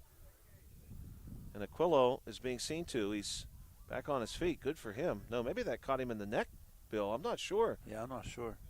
But he's just fine. Hey, Kinda good for him. It sounded like a helmet, but yeah. I don't know. And that is an RBI.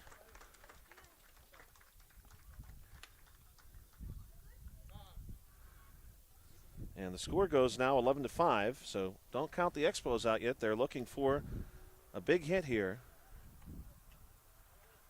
Groover at the plate, 2 down, bases loaded.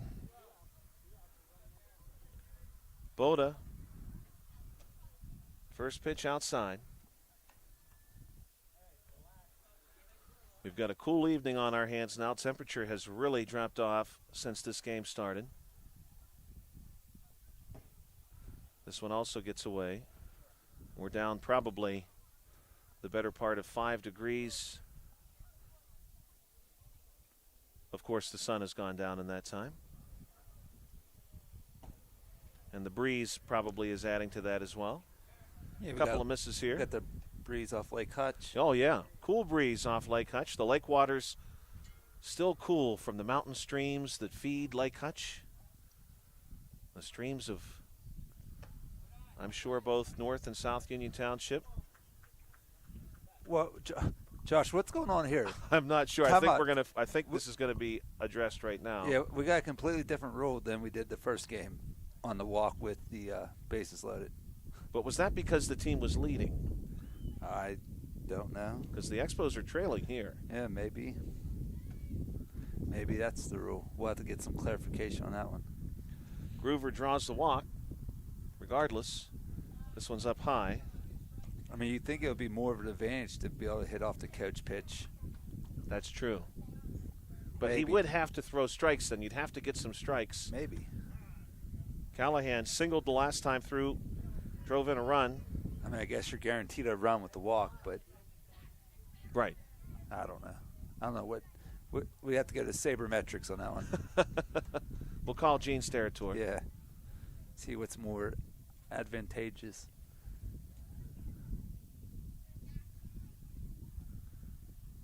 Pitch on the way here from Boda. This one's in for a strike. Callahan tonight 1 for 2. He's got a single and an RBI. And I would suspect a single here makes this game very interesting very quickly. Here's the pitch from Boda. This one's going to miss outside. Yeah, I'd agree with that one, Josh. Last night, Bill, Carl and I saw some great food offerings coming out of the concession stand. And I told Carl I was not jealous, as jealous as I can be. Pitch on the way here. This is in for strike 3. Callahan is down on strikes, and the Expos leave them full here, top 5. But I wasn't as jealous because my wife was making taco salads. And I had, when I got home last night, probably the largest taco salad that has ever been made anywhere on this planet. Let's talk about the sponsors for tonight's game. We certainly thank them. Couldn't do it without them. We want to start by thanking, of course, United Bank, Smith Lewis Chess CPAs in Uniontown, Davis & Davis Attorneys at Law, the Sprouse Insurance Group, and Agent David Hughes, the UPMC Rehabilitation Institute and physical therapist Jim Burns, SWGI Specialist, now a part of U.S. Digestive Health, and the South Union Township Supervisors Bob Schiffbauer, Rick Vernon, and Jason Scott. Mo Godfrey back on the mound for the Expos.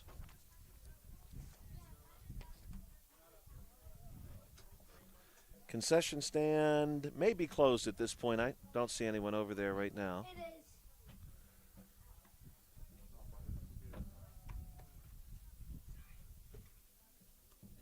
Bill, I got a great story for you, actually. You reminded me of this earlier, and we got on a different topic. I don't know that I'd shared this with you as we have a new batter coming to the plate. To begin this inning, this is going to be Mark John. John so far tonight, 0 for 1 with a walk. But you had mentioned my Jeep. Well, I traded my Jeep in, bought a new vehicle. Right. Get here last night, and Carl says, "Where have you been? Where have you gone in the time that you've been here?" And I'm looking at Carl, and I'm thinking, Carl, I had just pulled in. I parked over here. Carl said, "You're parked right there." Well, here it turns out someone has already bought the Jeep I traded, and they were here to work the concession it's the stand same last night. Jeep? Yep. No, not just a look-alike. Not just to look like the same exact same one. So I walked over and talked to the young lady and pointed out to her a few things that maybe she hadn't been told where she had purchased it. just to make sure she was aware of what may be coming. She's probably like, thanks. She said her boyfriend was going to take care of it, so I felt pretty good about it. There you go. Maurice Godfrey, Let me see this. ready to go.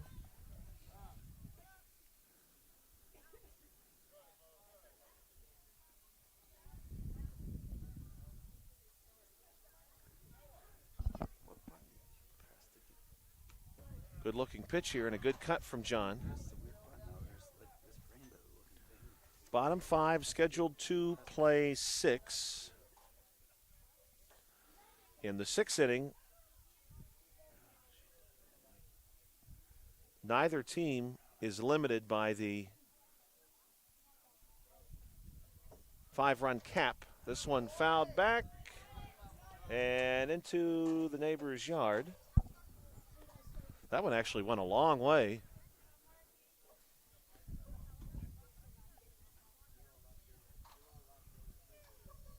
Maurice will come set. The lefty will kick. Here's his pitch. This one is well struck by John, and it clears the shortstop, and it drops into center field.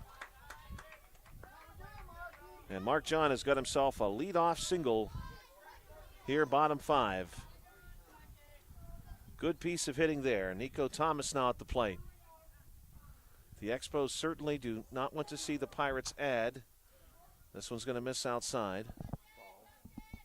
You have to watch the game. You can't watch that screen. The screen's like 20 seconds behind.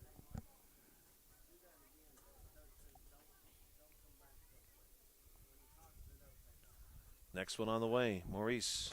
Big cut here from Nico. Mark John going to take off. Throw down to second base is cut off. Saved from going into center field, but John is in with a stolen base. Good job on bases.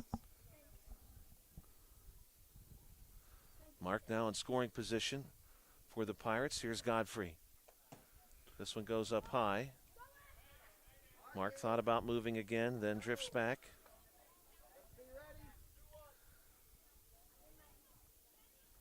It does look like the Cubs will finally snap their losing streak to the Pirates tonight. This one nearly hit Nico, and now Mark John does move up to third base, and he's in easily. Good slide there at the end.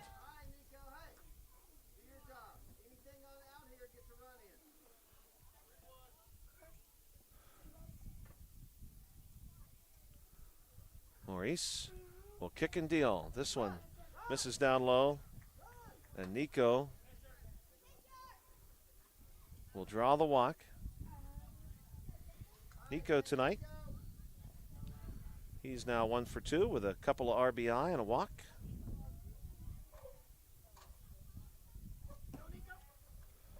Nico will take off here. Zane Zagani has been walked twice.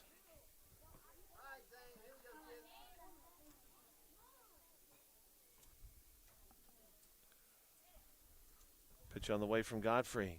This one's up high. Nowhere for the Pirates to go, though.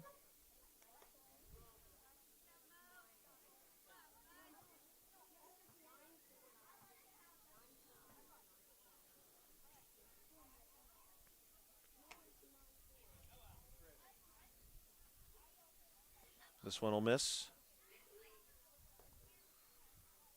Zagani looking to draw a third walk.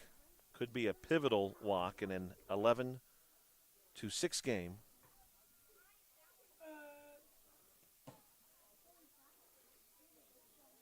And he'll take a free one.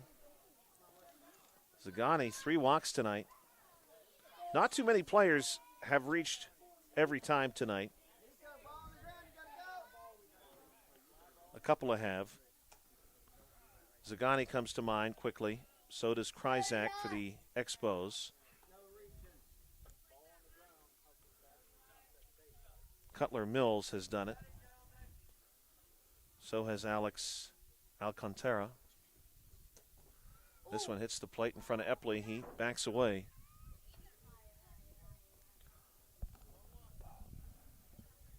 Eli tonight, 2 of 3. Nearly 3 for 3, if you recall. Epley looking to go 3 of 4. A roller to second. They go for the tag. They do not get it. And this is going to plate 2 ultimately as a couple of Pirates come around to score. Not bad for the Pirates on an infield single. They make this one 13-6. Nobody out. Runner's going to move. Throw to third base is almost there. Both runners slide up. Now a golden opportunity here for Dash Sparks. Dash tonight, 2 of 2, 3 RBI. Check that, 2 of 3. My mistake there. Looking to go 3 of 4. This one is going to be dropped into right field. Eli Epley sprinting full speed ahead around. He's going to score. Zagani, of course, gets in right ahead of him. They go for Sparks. At second, they will get him. We'll give Dash a single and 2 RBI. So he has 5 RBI tonight. Score is now 15-6. 1 down. Alexander Alcantara at the plate. He has reached all 3 times. Looks at one outside. He's got a couple of RBI to his credit and a double. Maurice Godfrey trying to keep his team in this game, trying to prolong the game. Pitch on the way. This one going to miss outside. We will be back with you next week, Tuesday and Thursday. And by the way, the weather next week looks beautiful, so I've got a good feeling those games are going to happen.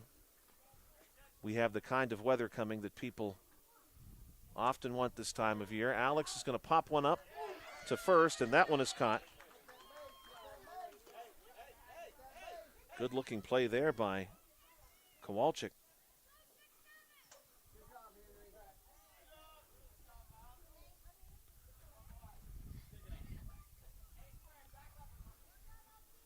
Cutler Mills. Cutler is 2 for 2 with a walk. He's going to pop this one up over short, and it's caught. And so now we've played 5. Your score, 15-6. Expos still have life. They've got some work to do, but they certainly still have life here on the South Union Township Sports Network.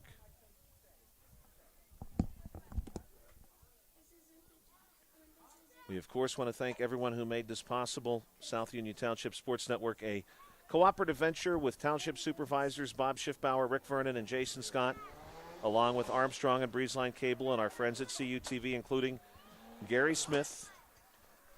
The Expos potentially facing their last at-bats. We're going to see Noah Mahalko and then flip the lineup over. Top 6. Looks like we got a new pitcher here, Josh. Nico Thomas is on the hill. Nico coming in. Pirates have switched their pitcher a few times tonight. Yeah, they've used quite a few, huh? 4? Probably at least. 5? Maybe 5. They started with Eli Epley. Marky John. Marky John was out there. Boda was out there. And Batorik was out there. Oh, man.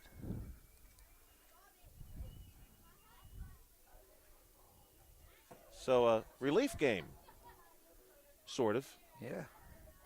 Saving some people maybe for later in the week. Yeah, short innings.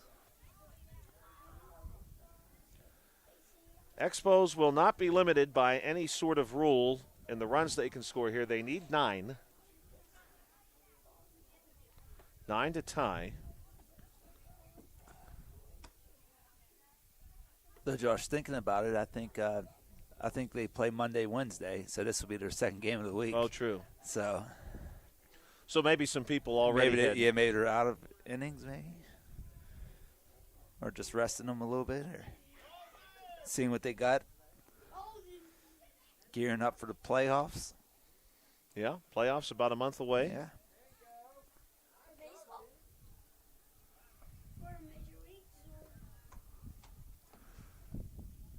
Playoffs. Jim Mora, he might be interested in being our rules interpreter. Yeah, he should be. This one skips in from Nico. This is Noah Mahalko. Back to Kowalczyk. 2-0 count. The Expos need base runners. Really will not matter to them how you get them. Nico will kick and deal here. Swinging strike. 2-1.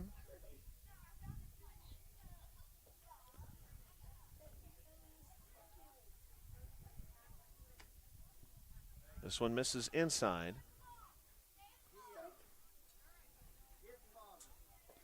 Again, I'm sure the Expos would be just fine with a walk. They'll get one.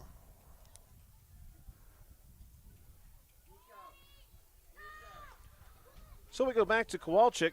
He's been hit by a pitch twice. Struck out once. Left-handed bat. Ready to go. This one goes up high.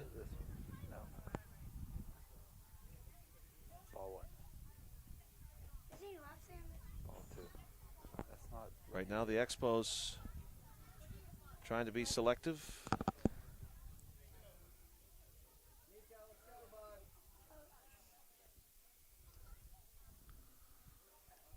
This one swung on and missed by Kowalczyk. Looking at a list of all-time doubles leaders for the Expos, Tim Wallach leads that one too. 360 career doubles as an Expo. This one misses outside. Dawson is 2, Raines 3, Gary Carter 4, Vidro 5, Guerrero 6, and here's another walk.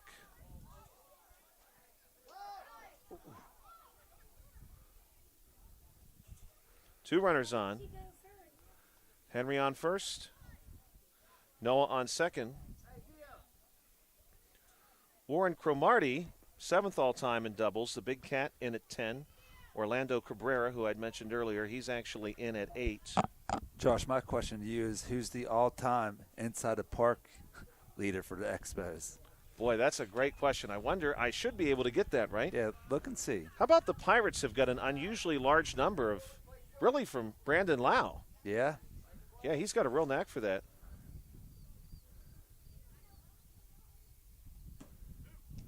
Two strikes now on Mo Godfrey.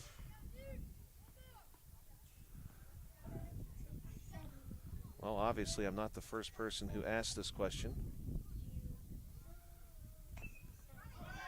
This one going to be bounced by Godfrey. This is a tough play.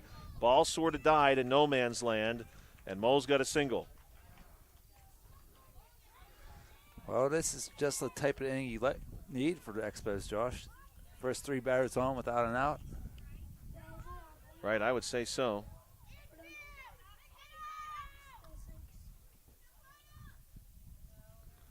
Big opportunity here.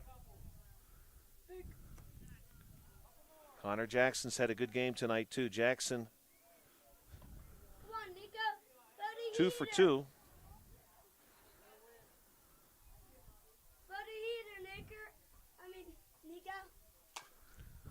This one is going to be lifted into center and caught. And the runners will all hold. So Jackson gives that one a ride, but he flies out. And now we'll see John Mangus at the plate. Nice catch there by, that's Epley out there in center, Josh. I believe so. Yeah, it's number we'll 2, get the right? field glasses here. That was number 2. He's 2, right? Yep. Good catch. Mangus tonight, 2 for 3. Looking to keep the Expos alive. The pitch from Thomas going to be outside, nowhere for the runners to go. Bill, so far I can tell you this. The Expos hit 86 inside the park home runs throughout their history. So there were 86 total. Now we just need to figure out who hit them. Mangus waves at this one. The count goes 1-1.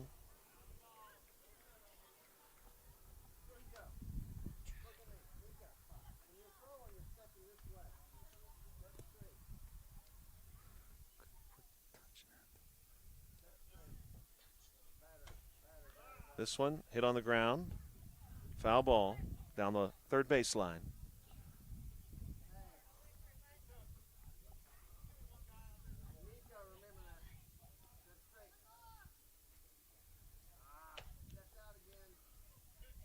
This one's going to miss, go 2-2.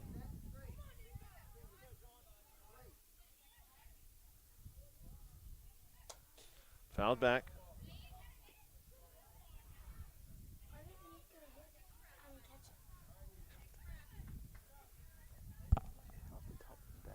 Big opportunity here for Mangus. Thomas kicks and deals.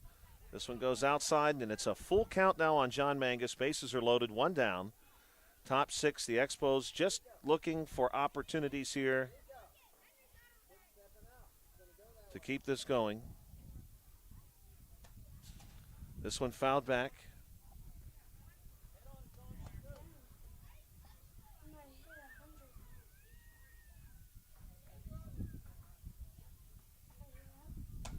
And here's one hit by Mangus.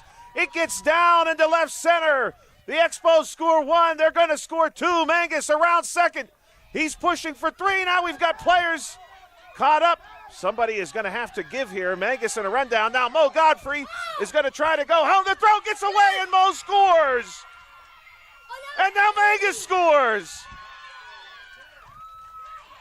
What a turn for the Expos.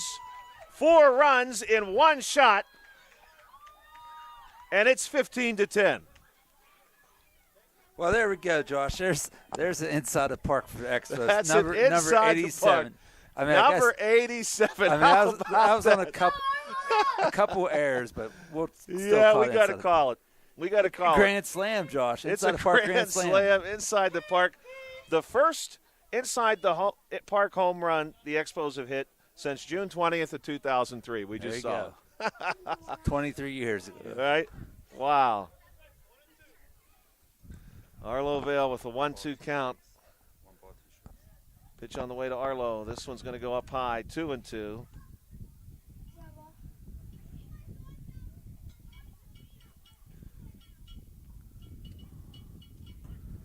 And that's a strikeout. Yeah, Josh, I'll see John Mangus in school tomorrow. I can't wait to tell him he's hit the first Expo inside the park home run in 23 years. Andy Chavez was the last one to do it. June 20th, 2003. Before that, it was Peter Bergeron all the way back in 2000, September 18th. This one's in for a strike. Weston Wolf. I'm going to get you a count, though, here, Bill, because I've got a list of every one of them hit.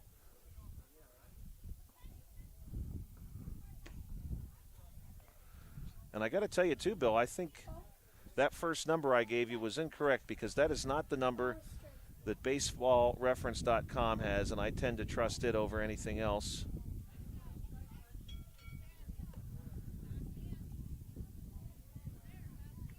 But we'll see. I'm determined to find that number. This one in for a strike against Wolf.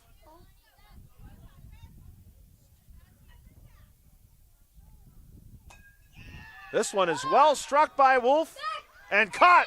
What a catch. And that is going to end the game. But a nice hit there by Weston Wolf. He gave it a ride to center field. And needless to say, the Expos made that pretty exciting to see. We do know, as a matter of fact, looking at this number, that's the first Expos inside the park home run since 2003. That's what we're going to say. And, Bill, I'm going to work on that number in case we – Tim Wallach. Tim Wallach? I don't know. Just, what's funny you say that is I'm looking at this list real quick, and Tim Wallach has at least 2. Gary Carter has at least 2. Andre Dawson has at least 2. I'm looking very quickly. Ellis Valentine had at least 2. 2 may be the most by any one person. Brad Fulmer had 1 in 97. Doug Strange had 1 in 97. Marquise Grissom. Delino DeShields. I bet Delino DeShields had no idea he'd be mentioned 3 times tonight. No. He had an inside-the-park home run for the Expos in 1992. Pretty interesting. Interesting stuff here tonight.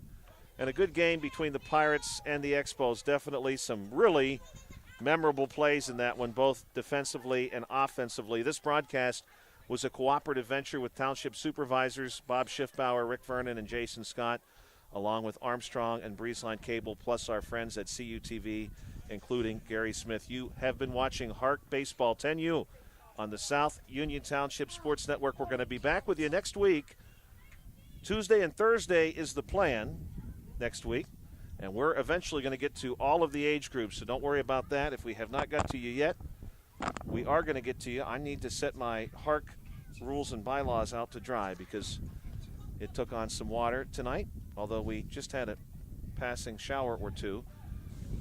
And I'm going to keep my French-Canadian baseball glossary handy just in case we get these Expos again. I'm going to try to learn a little more before then, especially when we hit summer break. I might be ready to move to Paris by the time we're done. Bill, it was fun to work with you tonight. We had a lot of fun. We had Manny Dice here with us, and we had good enough weather. For Bill Dice, I'm Joshua Scully. You've been listening to the South Union Township Sports Network. Have a great night.